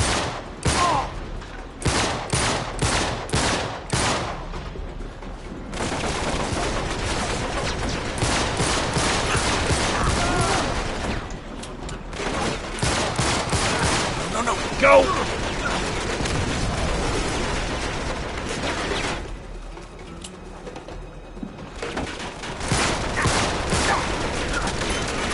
Yeah, that gun emplacement sucks.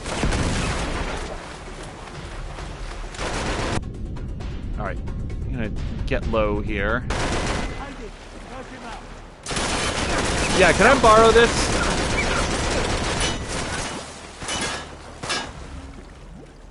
Okay, so I want to put this RPG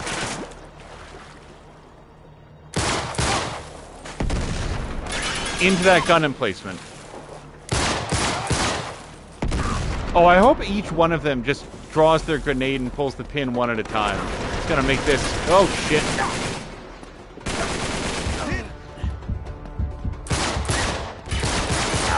Nope, now I'm getting flanked.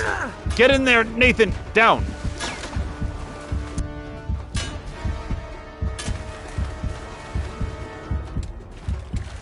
Okay. Just keep my head down. Yeah, maybe the lesson here was don't try to find a defensible position. Just keep moving so they can't get a lock on you. No, I want to use this RPG first if I could.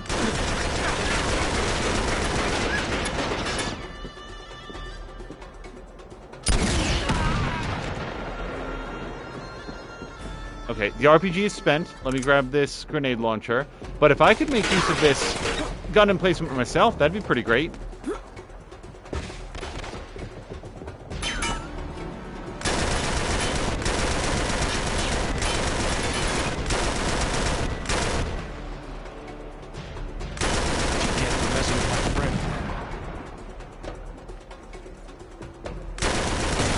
Okay, okay, let it go, let it go.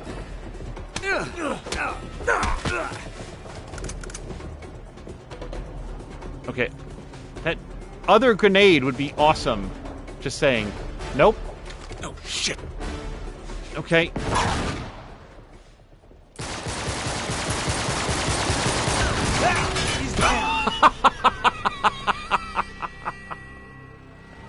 Oh, man. I thought we were doing pretty well. And apparently so did the game, because it gave me a checkpoint over here. I don't yet know where here is.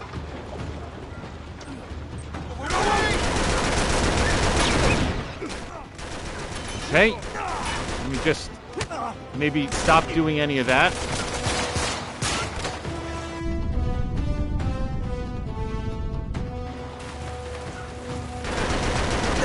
Ouch. Ouch.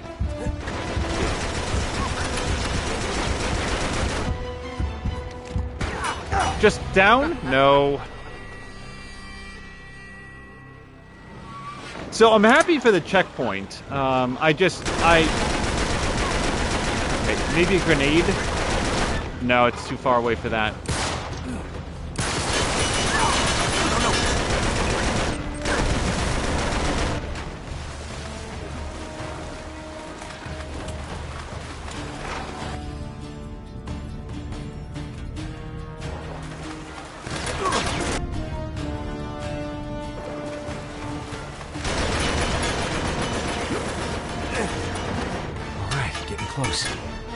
Getting close, he says. Getting close to what?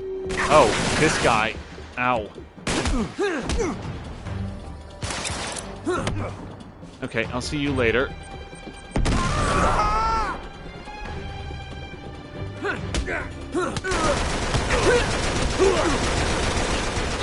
What the fuck? Ow. Stop it. No, everyone stop shooting me. I don't know how to do this better or differently yet. It'll come to me. some sort of a haze of good luck. Can you go around the bow? Yep, eventually.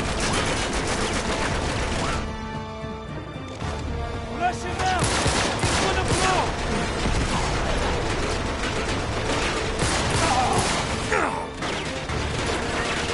Alright, I'm gonna reposition here. Yeah, so I really like the fact that the enemies don't know where you are. That might seem like a small thing if you're accustomed to good games, but a lot of games get that wrong.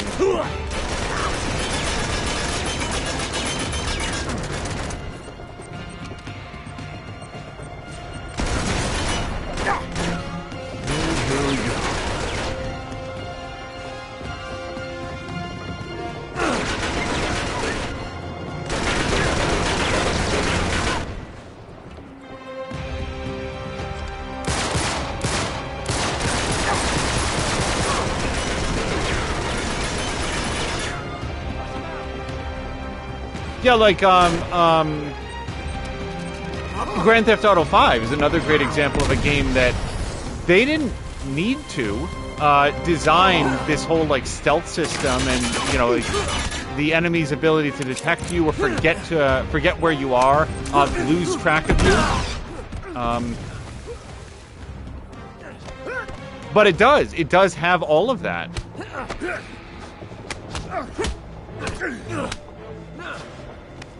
One of the things that I like to do in a game like this is get behind cover so that they can't see me, and then move, and see if they continue to fire precisely where I'm at. Ow. Hold on. Okay, I need a few seconds to get my breath back.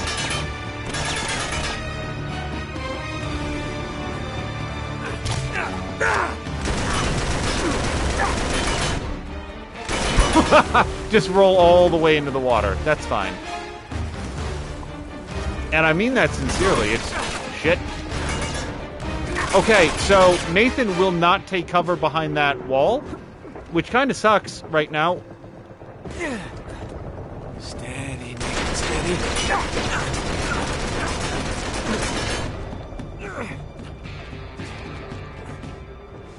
Ow. Oh. Okay, that was new to me.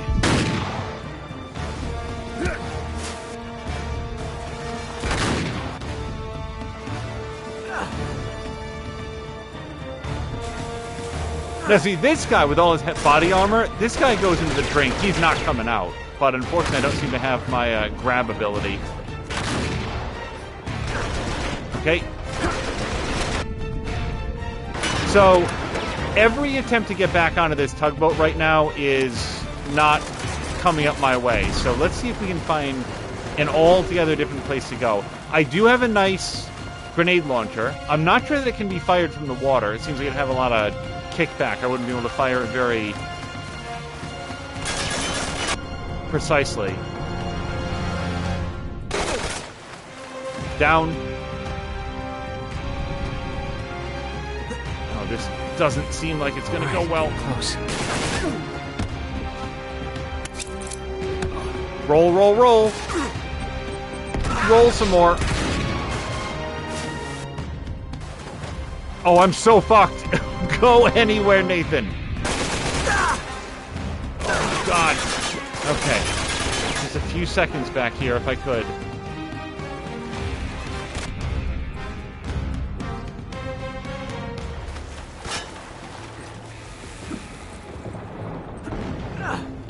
I really, really don't know what to do about these snipers. Get out of here. Dodge, dodge. Dodge some more. I just want everybody to know I'm pressing away from him and circle. Son of a bitch.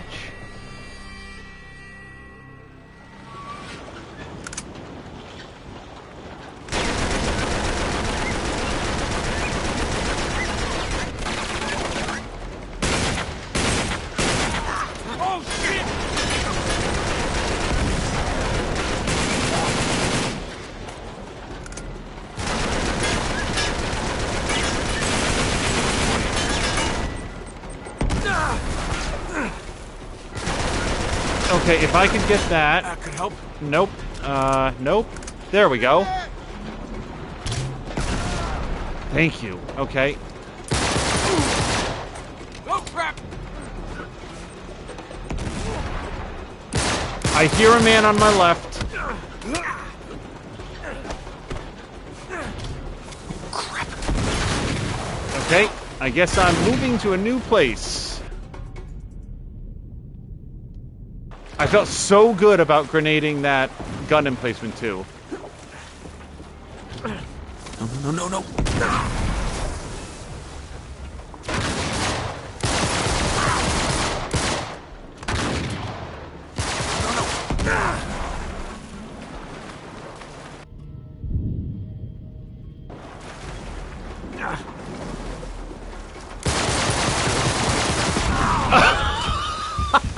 Oh, no, Nathan, you're still alive. You're still alive. This is as long as he will hold his breath right now. And I don't blame him. He just took a shotgun directly in the face. He didn't even have his Under Armour t-shirt to protect him.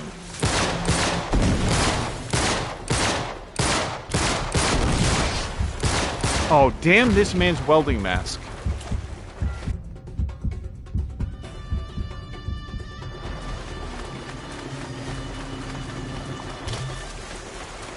Can I? Nope. Confirmed, you cannot fire the grenade launcher from inside the water.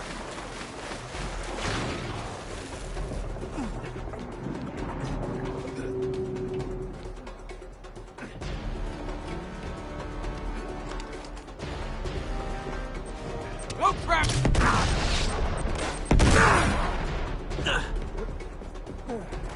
Nope. Okay. I fell off the edge, then grabbed the edge. Look at this. Look at all these guys. I would be perfectly happy to, like, depart this area and just allow these guys to continue searching for Nathan Drake until infinity. But the trouble is, I do not know where he's trying to get to. And that's fine, because neither does he. I would do anything to get out of this situation. Nope. So, just so that it's, you know, said, I brought it up a couple times here. When Nathan sort of enters Batman Arkham Asylum mode, I don't seem to have any options to get him out of the fight. If I press circle to dodge away, he just grabs the guy and... What's the phrase that I'm looking for? The two of them grapple for a minute. And if I press triangle or square, then the fight continues. Which is fine most of the time.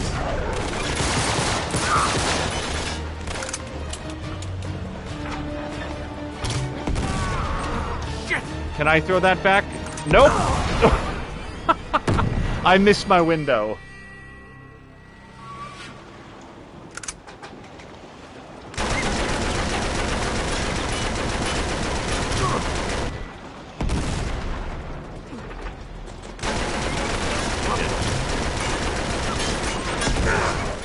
Oh man, this is gonna be the shortest attempt yet.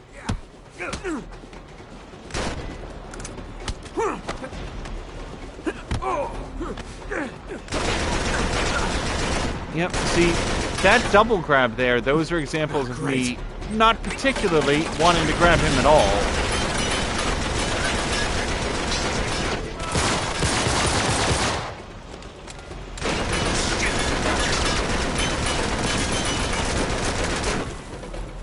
That's what the doctor ordered.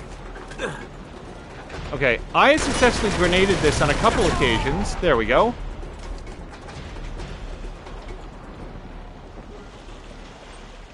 Oh boy. Okay, that sucked. Tashir's watching a pay-per-view, just running in to say hello and backing back out. On your way out, Tashir, congratulations on finishing BioShock Infinite. I know that it's one of your favorite games and you've played it many times before, but nonetheless, that game is great, and I really enjoyed getting to revisit it with you over the last several streams.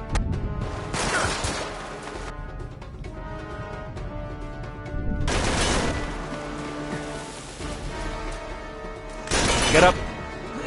Get up. All right, getting close.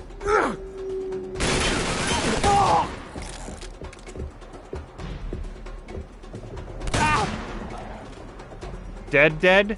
Okay, good.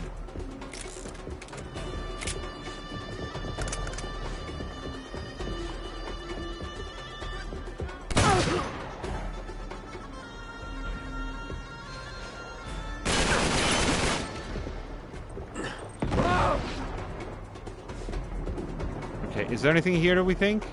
I don't know, I don't see anybody right now. So, this has turned out to not be the shortest run so far. I think it's almost over now, though. Not having any more pistole shots. There you go.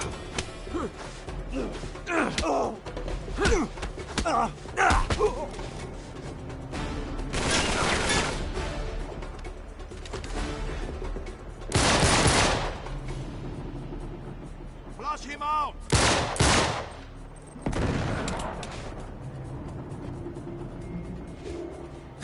Okay, when I come over here, Drake says I'm getting close. I don't yet know what he's getting close to.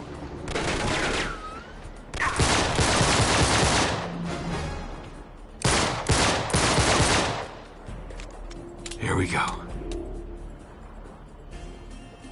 Yeah, I enjoyed watching Tashir's playthrough of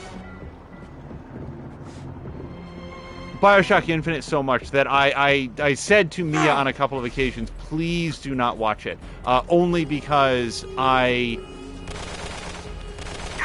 am very much looking forward to seeing her play through the series. I don't remember if I shared this on stream, and I certainly haven't said it very often if I have, but... Oh, God, why do I not have a good sniper rifle right now? Okay, a little higher next time.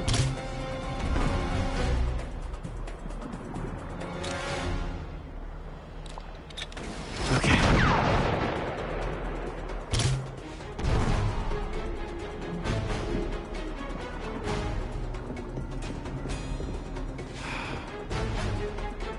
Okay.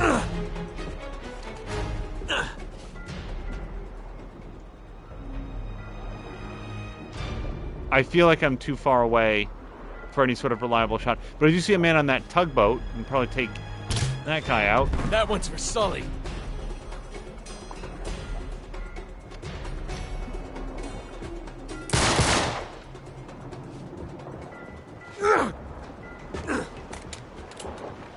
Okay. Now that that's done, where the hell am I trying to go? Honestly... Like, this is a super cool environment. That's a very challenging fight. I remember having a lot of difficulty with it when I first played this game, which is the only other time that I've played this game. But I have absolutely no memory of where I'm trying to go, except out of here.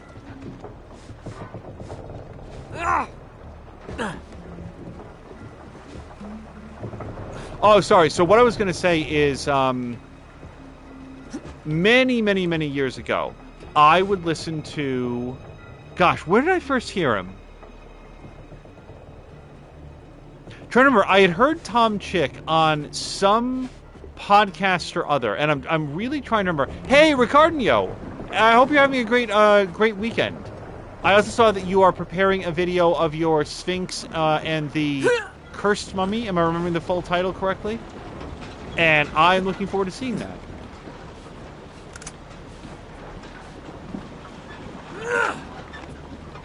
If you all are not yet following Ricardo on Twitter, I highly recommend it because he will post links to the material that he puts up to sort of like commemorate or look back or highlight his gameplay on something big like Grand Theft Auto 5, and like I just said, he's working on one for, for his playthrough of Sphinx and the Cursed Mummy, which was a game that he had played when he was very young, and he just got a chance to revisit it earlier this year.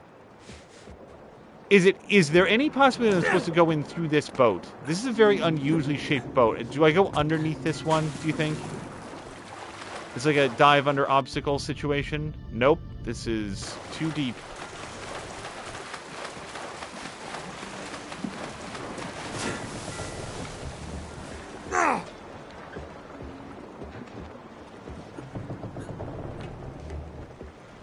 Yes, Mia, thank you very much for doing the shout-outs. And Ricardo says that he's, I heard something. Sort of considering what direction the video should take. And that is a decision-making process that I'm at least slightly familiar with. We are coming up on 50 games streamed from start to finish here on the channel. And in counting that, there is there's a couple rules that were put in place. Number one, any game that wasn't finished, actually finished, doesn't count. For example, the very first game that we ever streamed here on the channel was Dragon Quest Builders, the very first Dragon Quest Builders. And I played that game for a long time. I enjoyed it for a long time. I had a very good experience with it. And sort of like got 3-4 levels in and said, that's enough. You know, I've enjoyed my time with it. I'm not going to force myself to play this through to the end. So we had a final send-off episode, and I always kind of thought that I would return to it, but didn't, because then Dragon Quest Builders 2 came out, and it's way better in every respect. I apologize for being a little bit lost right now. I'm trying to get a good vantage point to figure out where I'm trying to get to. And there it is. There it is, that big ladder. Okay, so I need to get over there. So anyway, Dragon Quest Builders would not count towards the count. Also, I've at least tentatively not counted Resident Evil 2. Why? Why is this happening? Smell of propane in the morning. Okay, I really thought I had everybody. Why do I not have everybody? This fight is supposed to be over, damn it.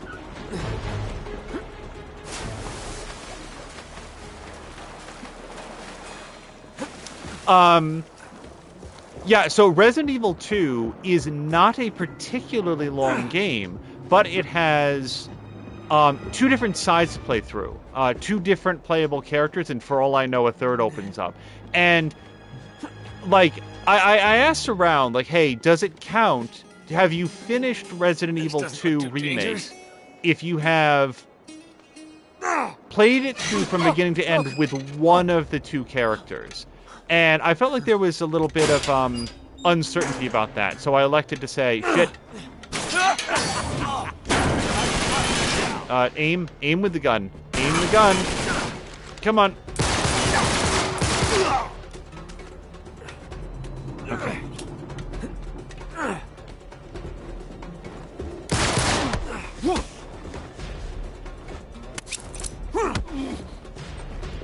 Let me just get a clear, safe distance. There we go.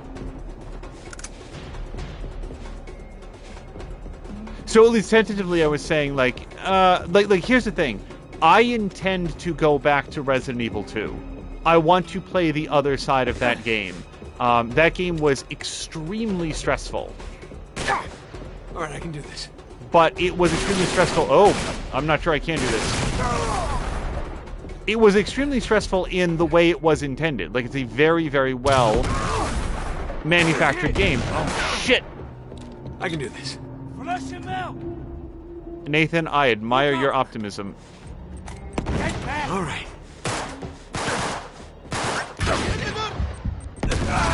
Okay, if I can just... Thank you. Shit! Oh my god.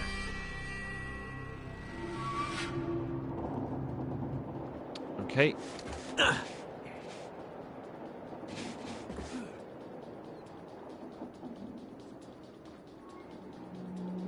I know there are guys here. I'm just not exactly sure where they are yet.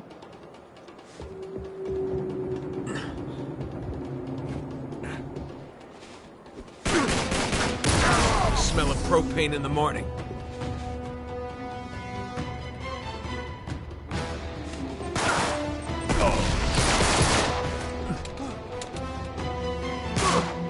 Okay. Stand. Oh boy. Yeah, I saw the shield. The trouble with the shield is that it makes you slow.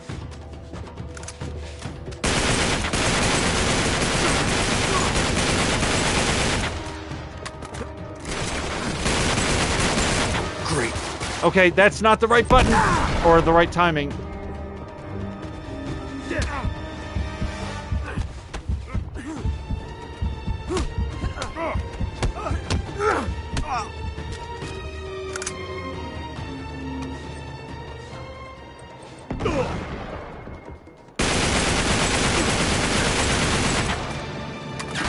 If anybody's wondering, no, I did not throw the grenade that just messed that guy up. I don't know who did. I'll send them a Christmas card. Oh, shit. Okay.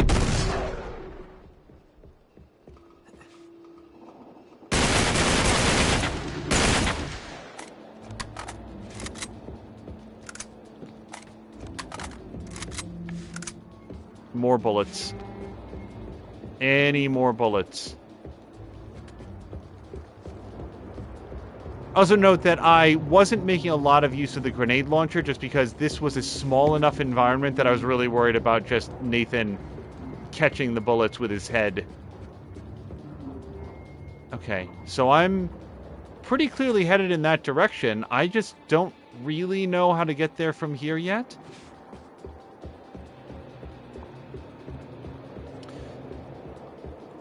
Sorry, to return to the thought that I was having before. So, at some point I was like, I'd heard Tom Chick, video game reviewer Tom Chick, on some podcast or other, and I'd really, oh, you know what it was? It was the 3 Moves Ahead podcast with Troy Goodfellow and... Nice. That'll do it.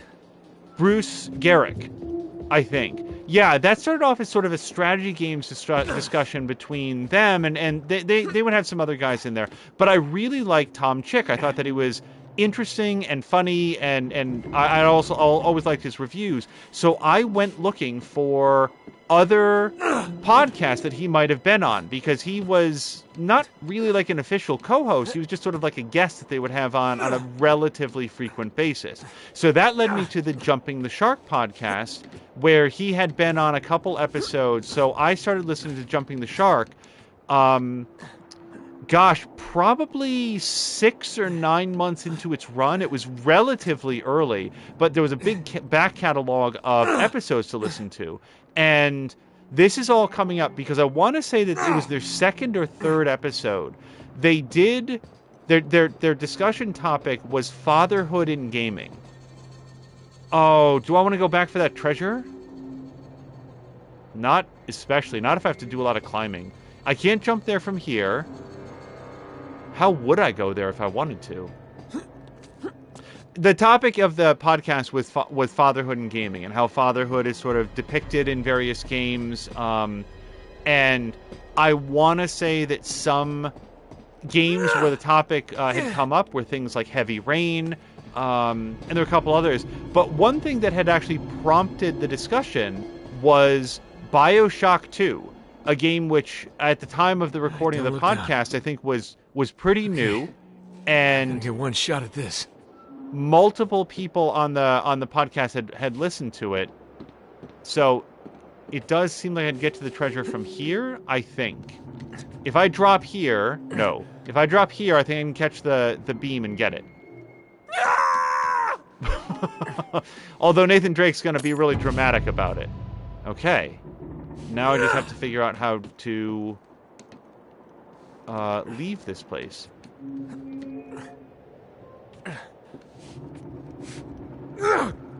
Also, Tom Chick was not in the Fatherhood in Gaming discussion stream. I was now going back, and I liked Jumping the Shark so much. And that was Todd Brackey, Danielle Riendo, Brandon Kikowski-Chanel, and Bill Abner. And they just had such great chemistry. And they had this really great conversation about fatherhood in gaming, and specifically the game BioShock 2. And their conversation was so... Like, they did such a good job talking about the game and its themes and some of the, like, gameplay mechanics that are in it that I had been contemplating... Okay. Upgrading my computer, and I listened to that podcast and then put in the order immediately afterwards.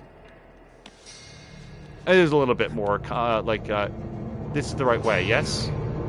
It's a very dramatic camera sweep, so I'm going to say yes, it is.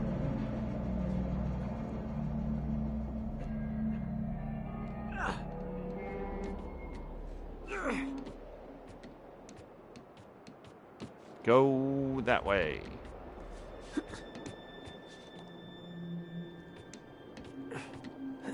Gonna need a tetanus shot after this.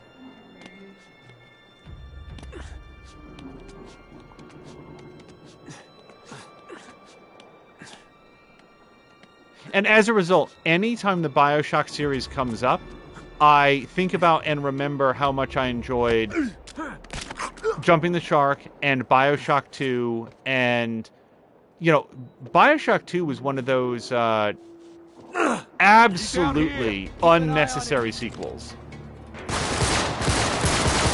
You know, people who played BioShock were like, this is a full and complete game, a full and complete story. We do not need any sequels to this. And also, like, okay, I thought he was pointing with his gun. I was like, Nathan, everybody's dead. Just make sure, do I need to take out anybody? No.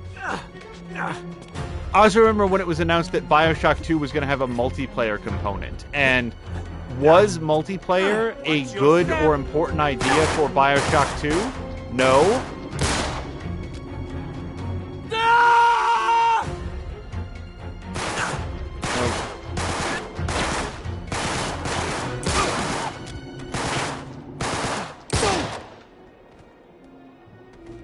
But did the inclusion of multiplayer damage the experience of BioShock 2 at all? No. BioShock 2 is an awesome game. Hello to Mio. Mio, I hope that you have had a very, very good weekend. Yeah, let's grab this thing. I don't think I need those. And those just look like regular pistols, probably Rafficas.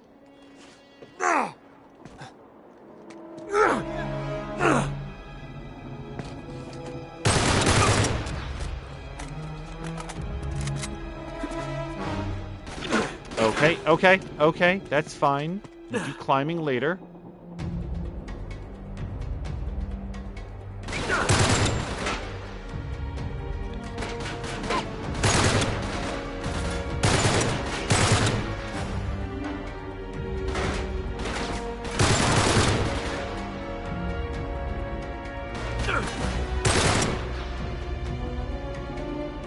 He's just gonna blind fire me. Yep.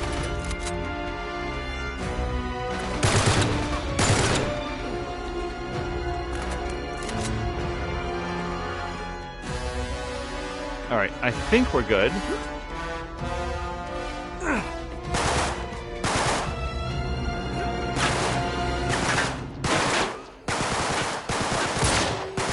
Okay, come on, man. That was square in your head. This man has a cheating cranium.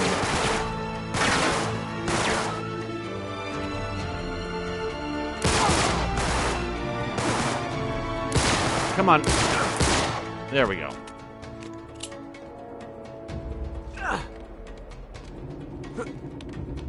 Yeah, and as a result, BioShock 2 was the very first game that I played on that system, and I had a great time with it, and it was one of those examples of a game that is like, again, you think to yourself, they don't need to make a sequel to BioShock. Any sequel is just going to be a quick cash grab. What could they add to this? And it turned out a lot. And then I think that the success of BioShock 2 inspired the original team to come back and do BioShock Infinite, which, at least to date, has been a close for the series. And that game is... Unfortunately, I feel like any conversation about BioShock Infinite eventually winds around to the fact that they made that game, and then it came out, it was a massive critical and commercial success.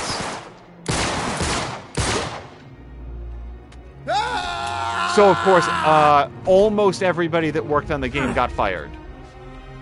They did a big job fair, and everybody lost their jobs. Not everybody, but the decision was made to pivot this extremely successful studio to smaller... Ooh, boy.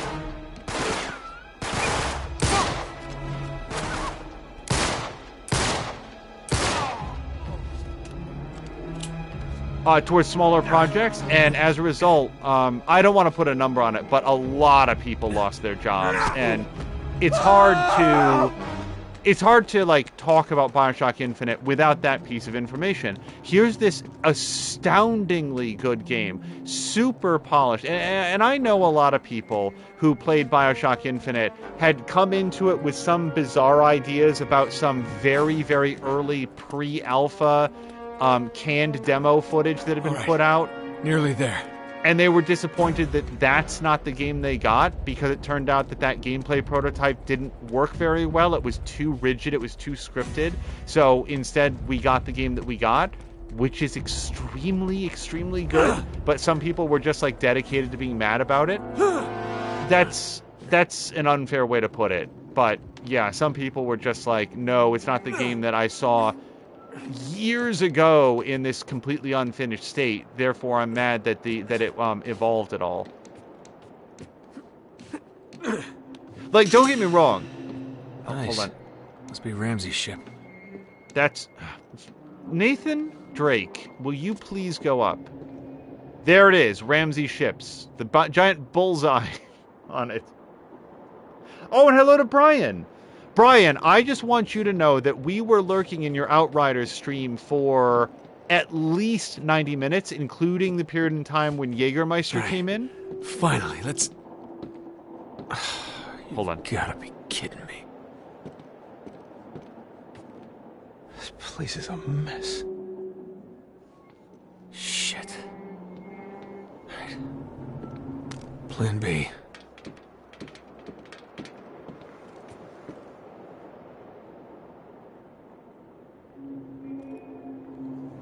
Wait.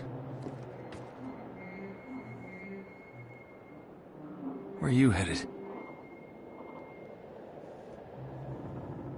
That must be where they're holding Sully. I gotta get on that ship.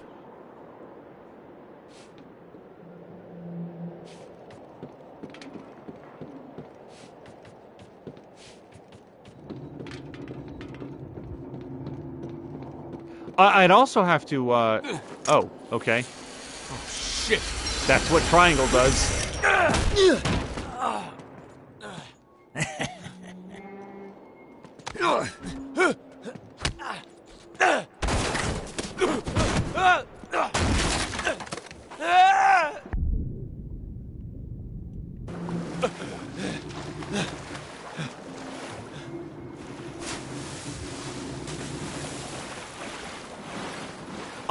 Brian, what I was going to say is that we were in there and lurking for at least 90 minutes. I want to say longer than that. And once again, your stream numbers did not... Okay, what was that? A buoyant grenade? I actually don't know if grenades float or not.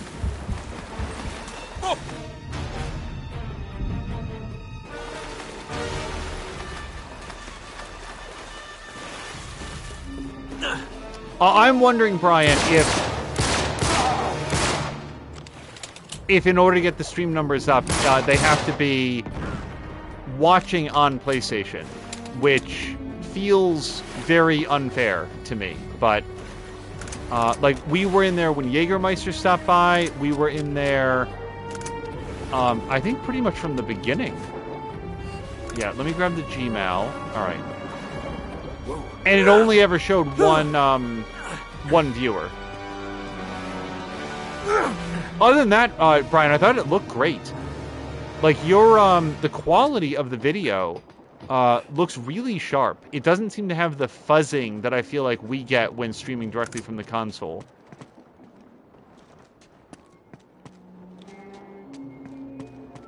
I also thought that the audio balance was working a little bit better. In Control, there seemed to be a little bit of a distance to the audio, like the microphone was picking up the sound from the speakers or something like that. I did not feel like that was happening in Outriders at all. The sound was up. Sorry. I really should have looked before I left.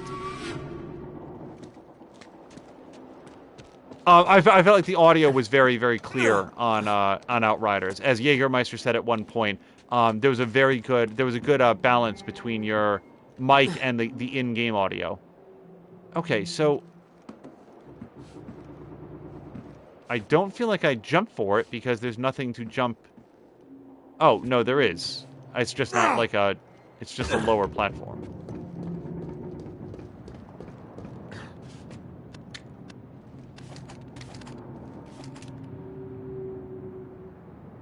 If I just wait here, do you think I can melee him?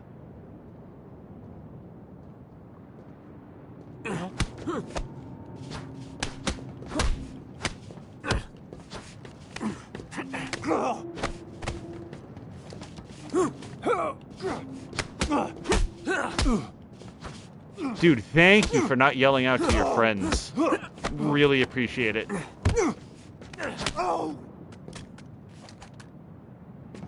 Now, he had a shotgun. These narrow hallways are supreme shotgun locations, but...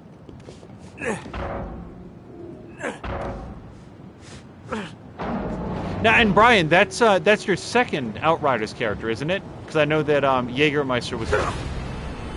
I really, really need to learn to look before I just sort of go out places. Oh, it did show 8 people in chat. I guess on Twitch it was only showing 1, which is what I was reacting to. Oh, whoops.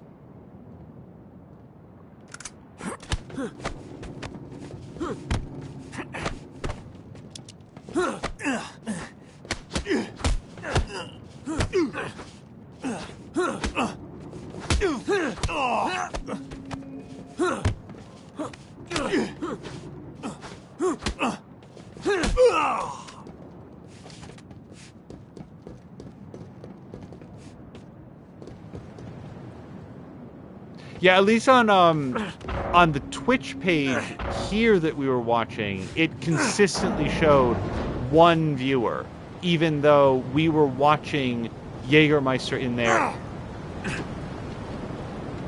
and chatting. All right, now we're getting somewhere. I gotta make it to that boat.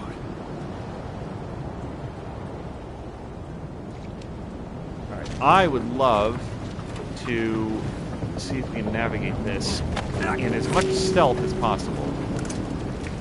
No, I like the G-Mount. We've only got 30 shots with it, but I feel like it's got a scope, so... Yep. I'm just gonna wait here. So that dude there in, like, the yellow shirt, I could try to shoot him with the boats moving the way that they are. I don't think I'd be able to get a headshot. And the sound would certainly attract everybody, so let's see if we can just take advantage of his really terrible spidey sense. I heard somebody yell, but I'm not sure if it... Nope.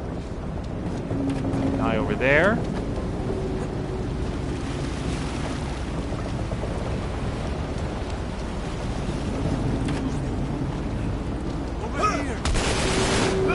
Okay.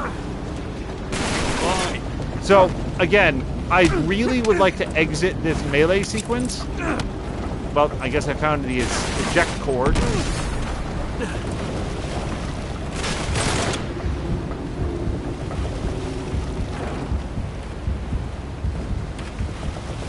Alright. We okay now?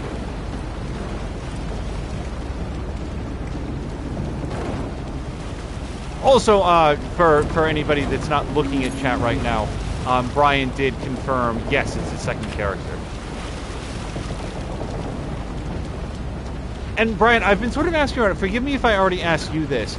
I had heard that one of the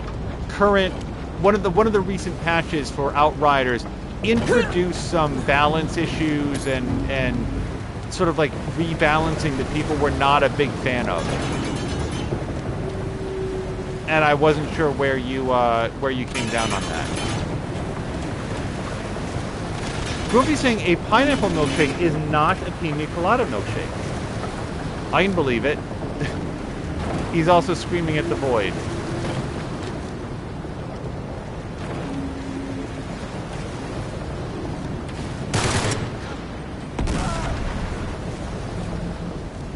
I regret to inform everybody I have lost I've lost my sense of direction here. So there's the ship that I'm trying to get to.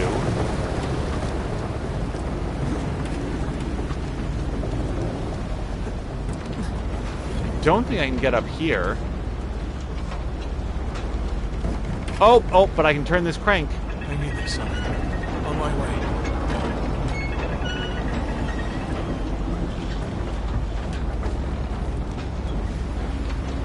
Oh, crap!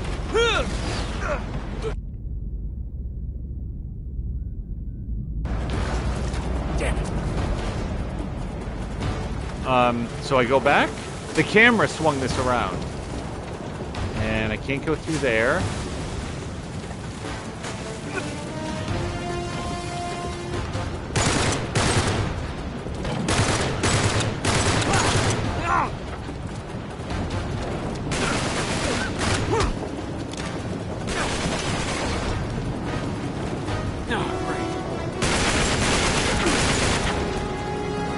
I don't want to get flanked.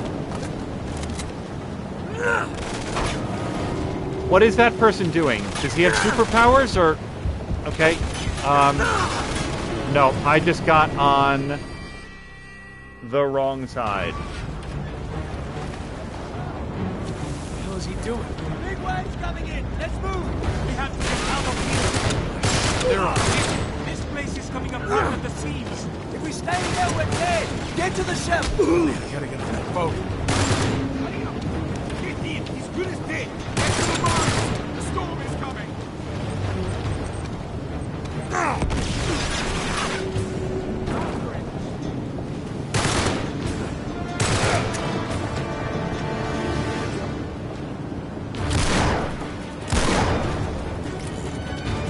Yes.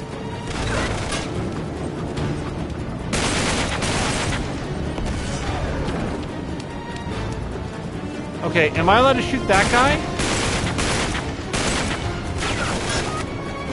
Okay. Don't leave without me, boys.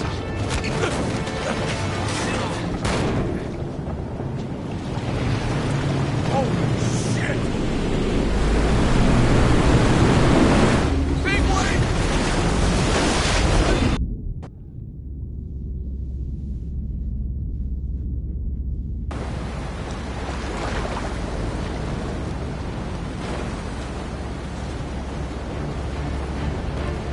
Go.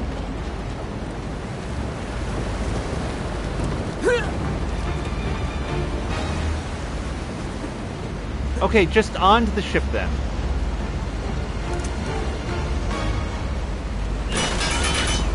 Guess they don't like snow.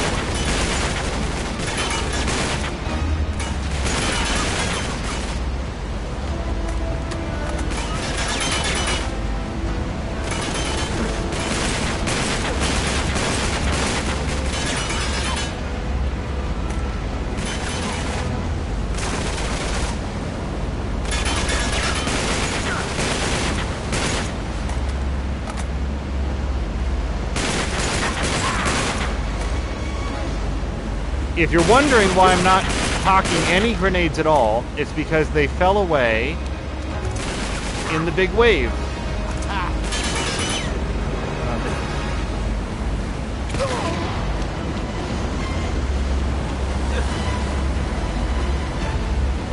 Okay, any other shotguns here?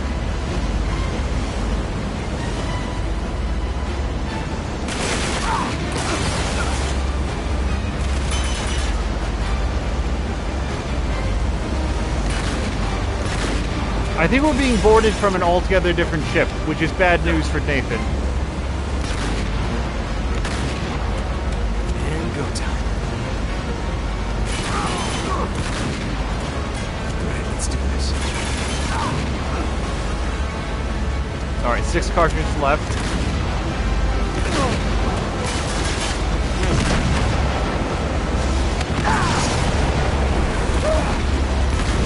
Ouch! Okay, I don't think I want to be on this boat anymore. Get up! Nathan, please get over the railing. Okay, can you go down?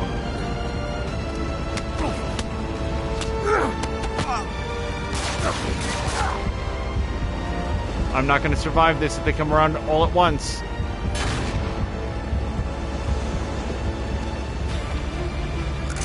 Sure. RPG on a boat? What's the worst that could happen? I could just miss.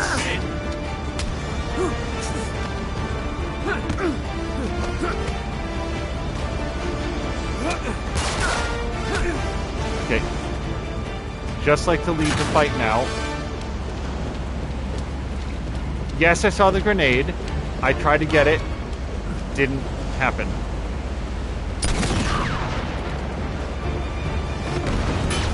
Shit! Where the hell did that come from?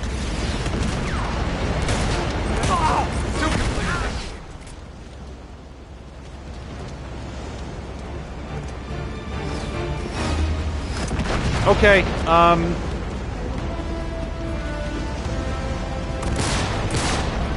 don't really know how to answer the rocket fire coming from over there. I guess that's what I was supposed to do with the RPGs, huh? Not just shoot them off at random blokes.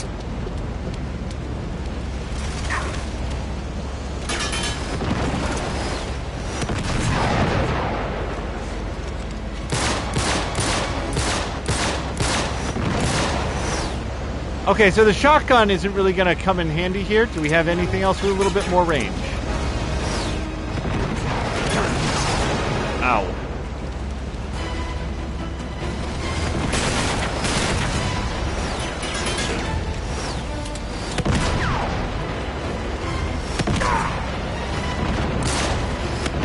Hello to Queen Lobelia. I hope you're having a great weekend. Mine is, you know... The weekend was fine. This section seems a little bit rough. Okay, do we think there's any other RPGs that I didn't pick up and waste? Yes, there are. Hold on. I got 3 rockets.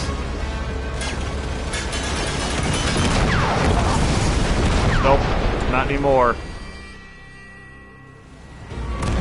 Oh, shit! Okay, well, have a good start. Two can play that game. Let's do that again.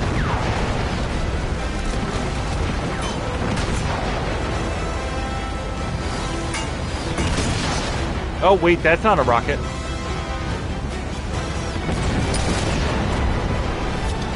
Okay.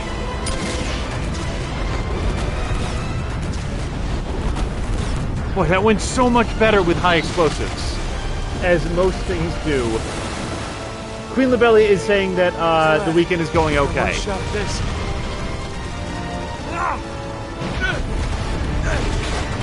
But they really gave me that one.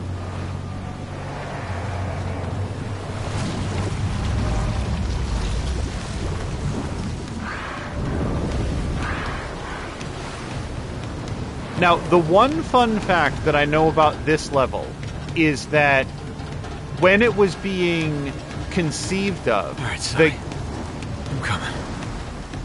The game director said, "Hey, we're gonna have a level that's set on a ship at sea during a big storm.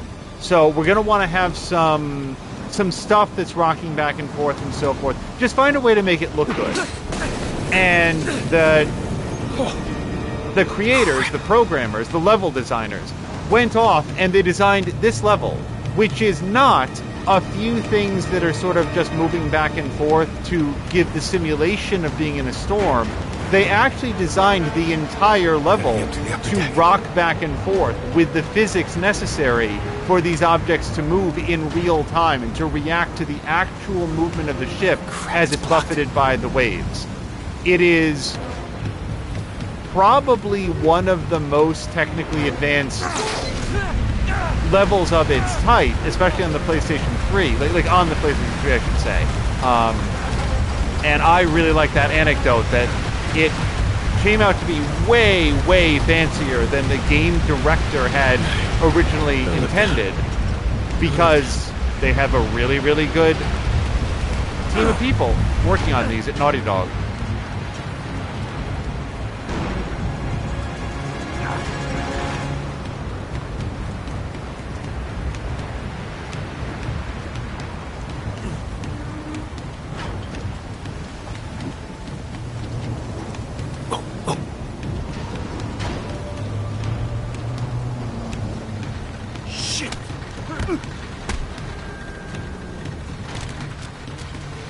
Sure, I'll take that. Do I want the pistole? Yeah, probably.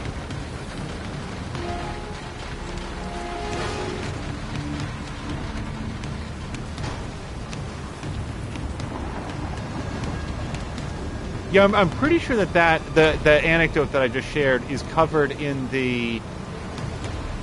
First Ben Joseph is asking, have I played a game called It Came from the Desert? I have not. Is it good?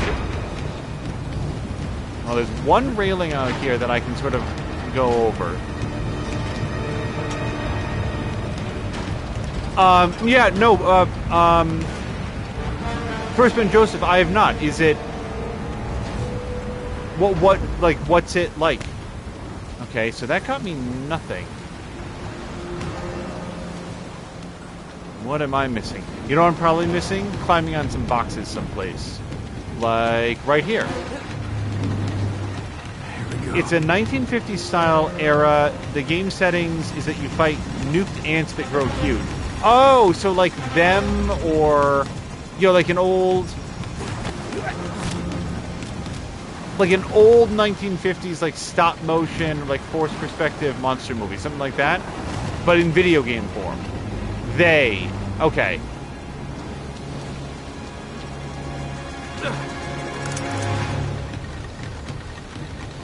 I also remember, so I have not played that game, okay. But... Okay, let's take a look. Oh, shit! So much for stealth! Wait, why do they think a man did that? That was the storm. Okay. That's... No.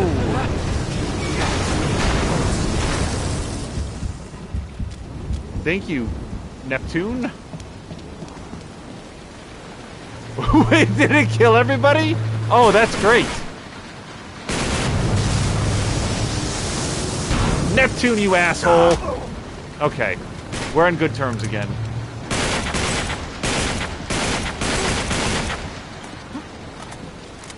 Oh, what I was about to say is, First Ben Joseph, have you heard of or played a game called I Was an Atomic Mutant Monster? Maybe it was just... Oh, no, I Was a Teenage Atomic Mutant. Is that what the name of it? That was a game from many years ago.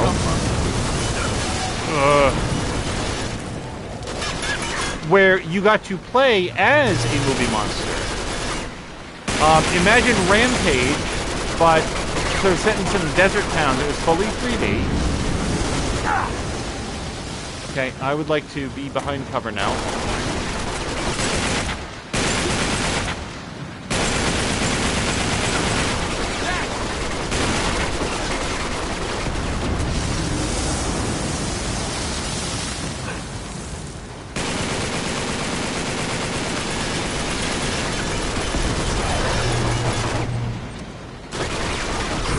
Oh no!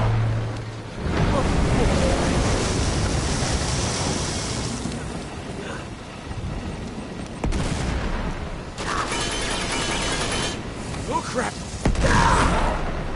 No, my memory is that I Was an Atomic Space Teenage Mutant, whatever, was not was not a particularly great game, but I do remember it coming out. Okay, it's not working out to my advantage.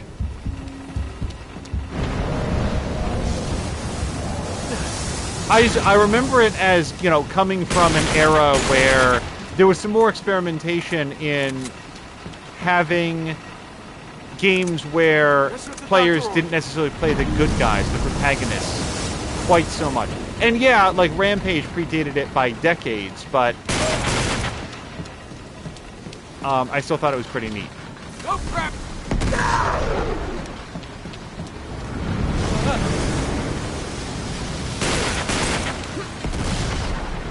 So, I feel like the big armored guy, did he get laid off or something? Why is he not here? Because I sure as hell didn't kill him.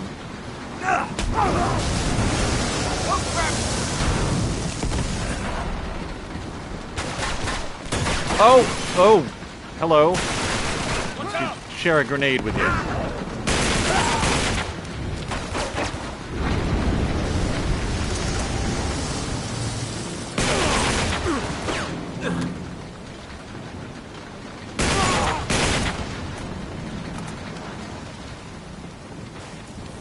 Okay, hold on, do I want this? No, I think I'm pretty good with my, whatever it's called. You didn't see all the explodies that went off from his area? No, I didn't! I guess we're cosplaying, because I totally overlooked that. Huh? Thanks for the tip, Ramses.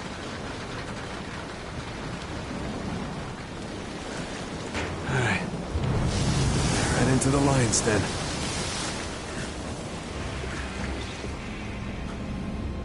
Damn it. Let's try to do this quietly. Okay. Over under 4 guys. How many do you think I can get by... Oh, 0. Wait, I did get him. I cheated the system.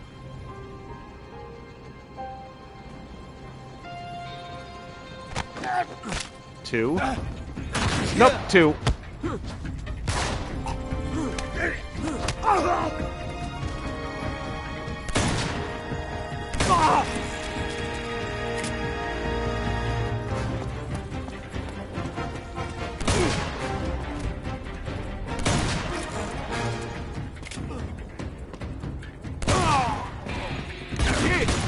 Oh boy!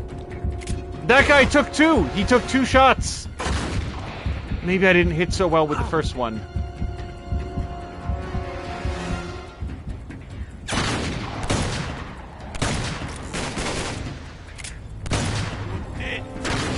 Shit! Okay, I do not like this low ground bullshit.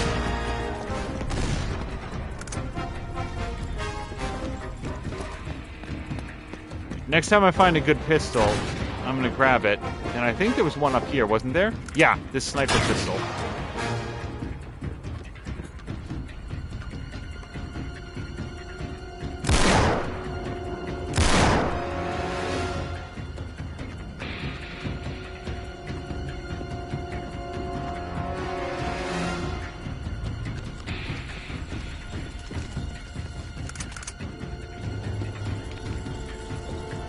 Okay, someone is... Oh, bullshit! No! No! Please stop it. God damn it! Oh, he's so good with his laser pointer. Okay.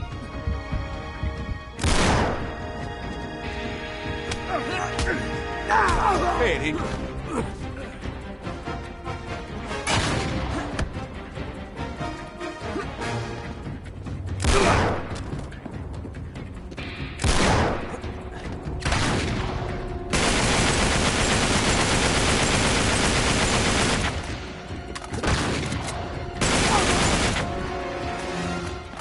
Okay.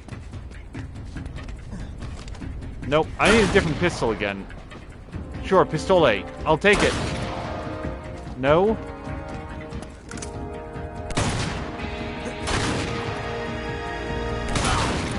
Okay.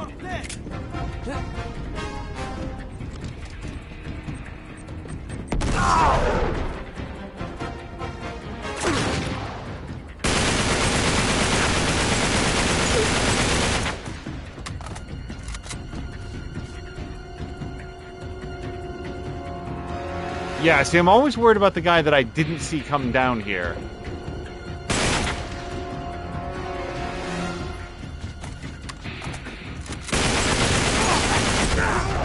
Okay.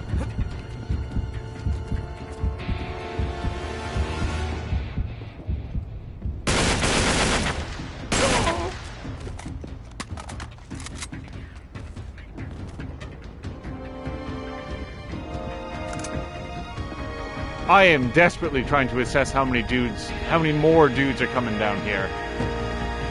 Or how I get up to where they're coming from. I feel like they've died down for now. This is not a player piano, so I don't get to use it. Do I get to go out here? No. I don't think any of these doors are going to open. I just want to check what would be the most obvious thing. Oh, Azric says, I'm so sorry. I'm sorry, Angel. I think Mia's headshot takes kill of the day. Was that... There were so many headshots and so many exploded heads during Red Dead Redemption 2. Is it one of those, or was there a particular one that I missed? Because I very, very much like Drienne, if you're here, if you're listening to this, stop listening to this part.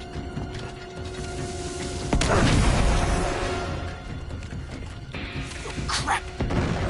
The part where Mia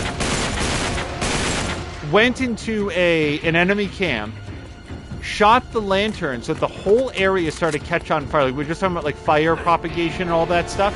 And hold on, let me just relax here for a second. I don't think... I know I hit him. I don't think I got him. And then a bear showed up, and the bear started wrecking the camp. So Mia killed the bear, and then as this, like, ring of fire was... Oh, seriously? Bulletproof glass on your luxury cruise ship. Guess they really thought ahead. Find him!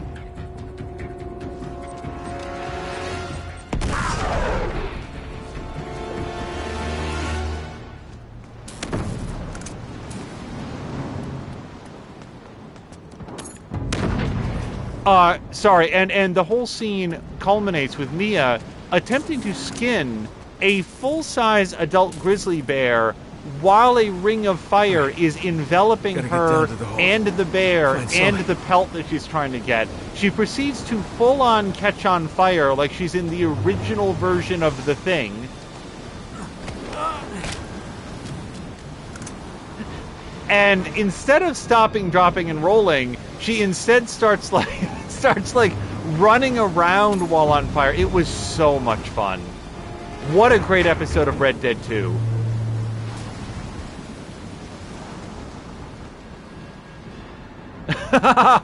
Mia says, I lived through it. The bear did not. Yeah. Oh. Okay. Just waiting for that person. Ricardio says bedtime for him. Have a nice rest of the stream. Ricardio, thank you so much for stopping by, and I hope that we'll have a chance to catch some of your stream as the week goes on. I don't know if this man ever turns around again. Shit!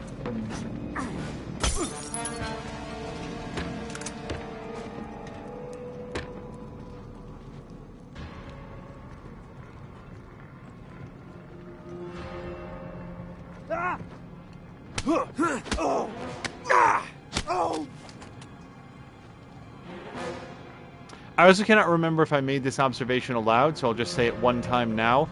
I have a relative who would be devastatingly seasick in a level like this, like the gentle swaying. It's gotta be down this way. Oh, that's so good, Mia. Sorry to interrupt, but Mia has highlighted the couple minutes of that whole bear fight scene, and it's going to be in her Golden Moments reel on our channel. I really hope that people will check it out.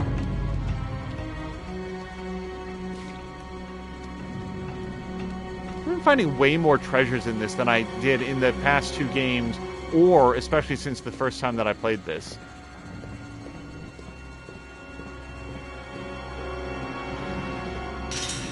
There he is.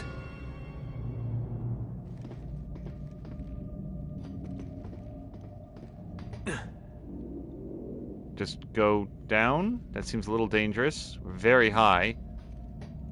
Oh, yeah, hold on. I feel like this is going to be the... Oh, I can't. Okay. A, found a treasure. Just a random jeweled ring. Can I go over here at all? No. Okay. Blurp.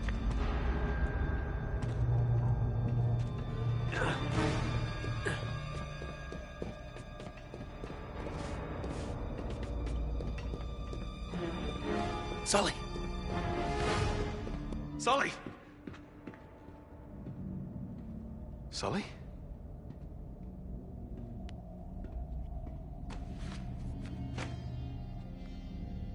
He's not here. Crap. Nathan, you have given me so much trouble. I promise you, we're gonna end it now. You never had him, did you? Of course not. I lied. Remember? I'm a pirate. Yalla, بتكو. Yeah, that's right, buddy. Keep laughing. بسرعة!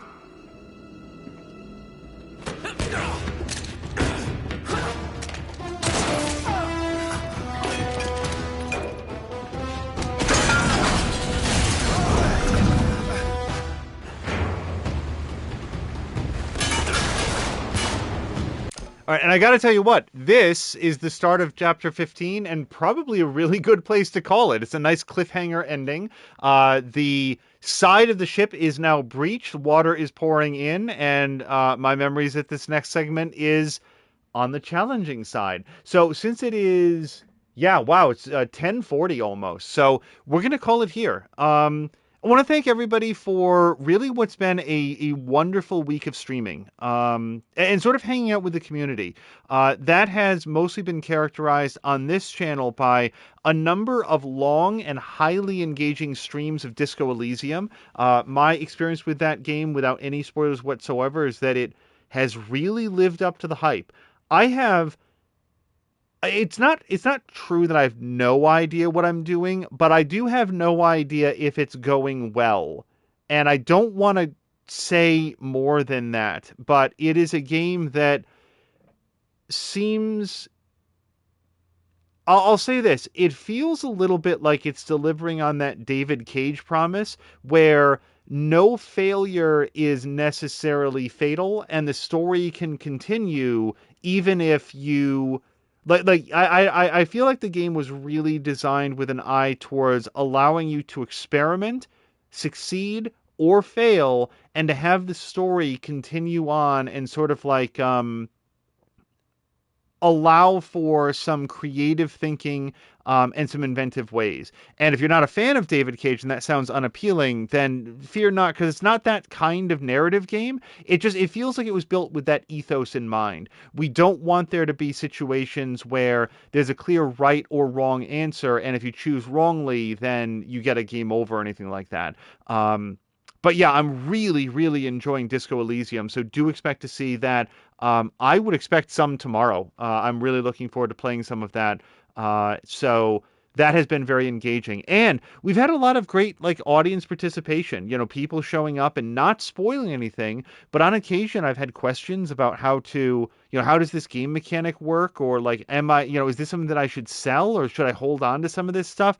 And there's been people here who recognize the no back seating and the no spoilers, and they sort of reach in and answer those specific questions in a way that doesn't diminish the experience. And it's really been great. The interaction with the community is also extended all the way through the weekend, where, again, a friend here on Twitch was able to share the Nevers, and we were able to watch that through, and I really just have good things to say about it. After watching the 6 episodes that are available, went ahead and read some reviews, and simply do not recognize the criticisms that I saw present in those reviews. First Ben Joseph says, if you leave a nanner, presumably banana, in the fridge too long, it spoils. Also, if you put a banana in the freezer and don't adequately protect it, it gets horrifically freezer burned and it becomes entirely unedible. Don't ask me how I know about that.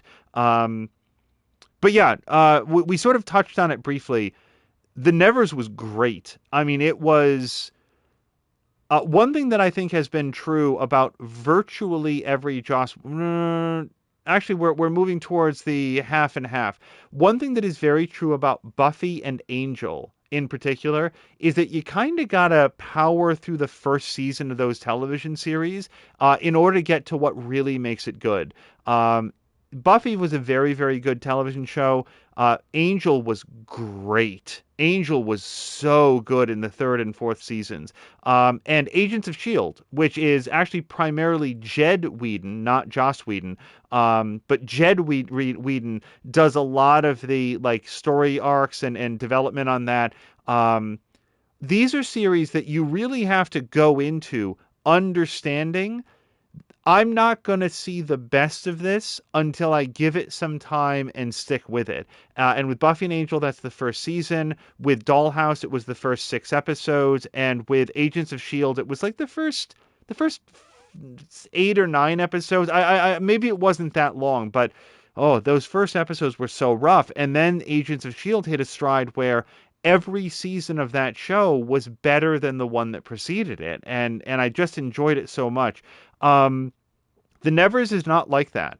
The Nevers does not follow that Whedon model of taking some time to sort of find its voice, find space for the characters, establish its footing. Very much like Firefly, it's just immediately firing on all cylinders. And I know that Joss Whedon has now departed the project. I hope that the new showrunner is able to see some of his creative visions through because, boy, do they do a great job of having some very interesting story arcs that occur entirely within those 6 episodes, but then leaving things ready to pivot, ready to launch to so many more places. And boy, I hope that series can keep going. It was around episode 3 or 4 that we were watching it together that I looked on Amazon to see if it was available for sale and found, and this is something that folks in chat might be interested to know, that is not the first season. That's the first half of the first season. There's going to be an additional 6 episodes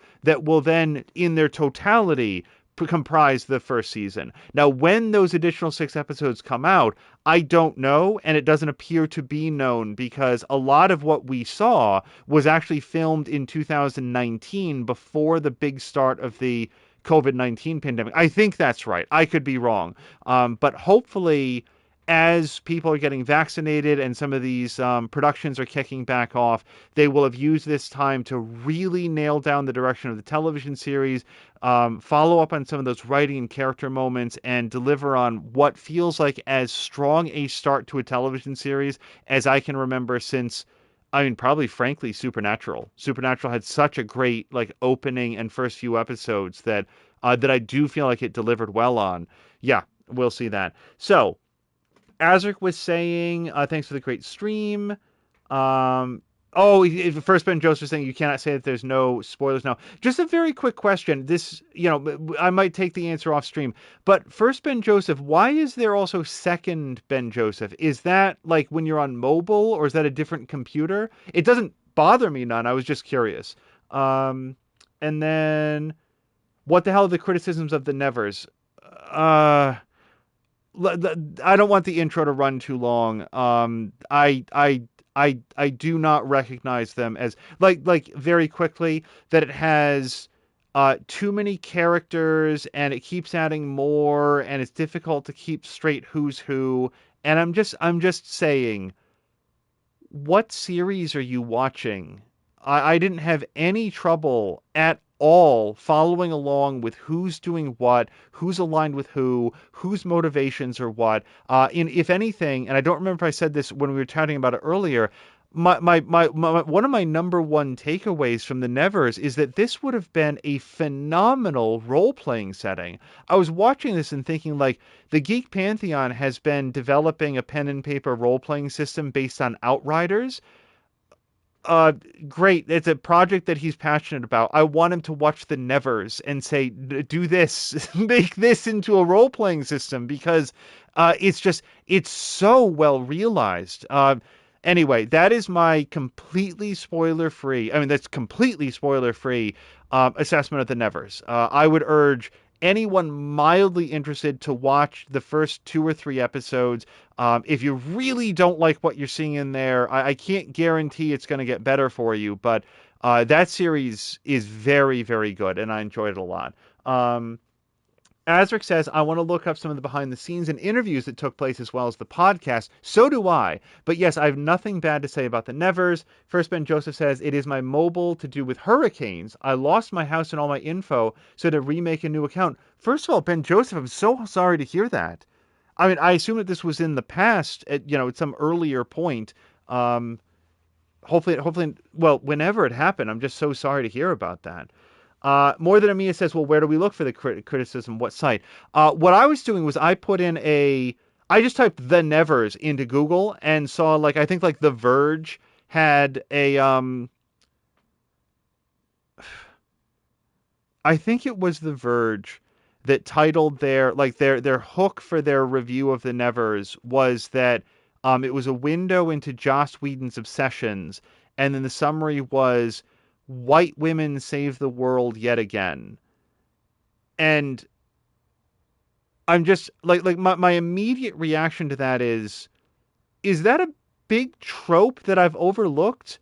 White women being the saviors of the world and humanity? Are there a lot of different within Joss Whedon's work specifically, you tend to see that come up, but it's kind of a big deal that Black Widow is getting her own Marvel movie, and it felt like that was a big slogging fight because it's, there's this perception in Hollywood that people don't want to see a female lead in a superhero movie. Well, here's a superhero series that is helmed by all of these different women. The main characters are predominantly female, and now we're criticizing that. It just, I didn't read the Verge article. I only saw the hook. I wanted to go back and read it in its entirety. So if I choose to bring this up again, it will be with full view, but it's on the Verge. Do not judge the article before reading it. I just saw that and was like, that's an interesting way to go with it. I'll just say that.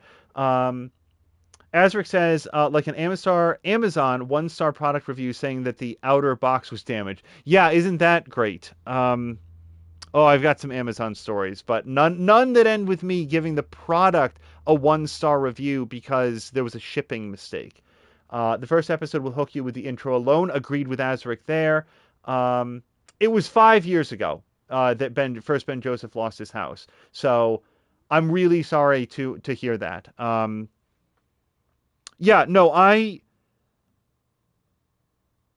I will say this, the Nevers, like virtually any entertainment product, could do with some more representation overall. I would fully support that. I feel like boiling the television series and a critique about it down to that one and only factor as being your predominant, this is our hook to get people to read our article, I think overlooks a tremendous amount of other very positive things about it. So it's not that critique is completely without merit. It's that it would be I think it'd be very disappointing if somebody elected not to watch that show for that reason. And I'll just leave it there. I should go read the article in full. You should as well. Let's not judge that article or writer harshly before we actually see what they had to say. And I probably that was why I was hesitant to bring it up at all. But people were asking, and that's one of the things that I saw. As First Ben Joseph says, being a Floridian, I'm prepared, but one must decide what is more important, kittens or pewters. Kittens, every time. Yeah, that was a good choice, it sounds like. Okay, so let's go find somebody fun to raid, and we will be back. My hope is to be back tomorrow with some more Disco Elysium. It'll be episode 6. I think that we just passed the 15-hour mark, and we will see what adventures arise there. That said, there might be a little bit more Uncharted during the week at some point, only because it's nice. It's fun to jump into something that is explosive and fast-paced and has this kind of tone. I am very much enjoying Disco Elysium, but it's nice to have a good mix, you know? Okay, nope. Okay, so that's where we're going to call it. We'll go find somebody fun to raid. One last congratulations to Patikin for his 4-year streamiversary. And again, just to like round out this topic, big thanks for the opportunity to see the Nevers this weekend. I never binge television series. Like, my producer can tell you, I'm very much like, I want to watch an episode a day and sort of like meter it out a little bit. But the Nevers was sort of this this great opportunity to see a great show, and I had a great time with it. Okay, let's go find somebody to raid. We will call it here. Until next time, you guys, thank you so much, and I hope you have a great night.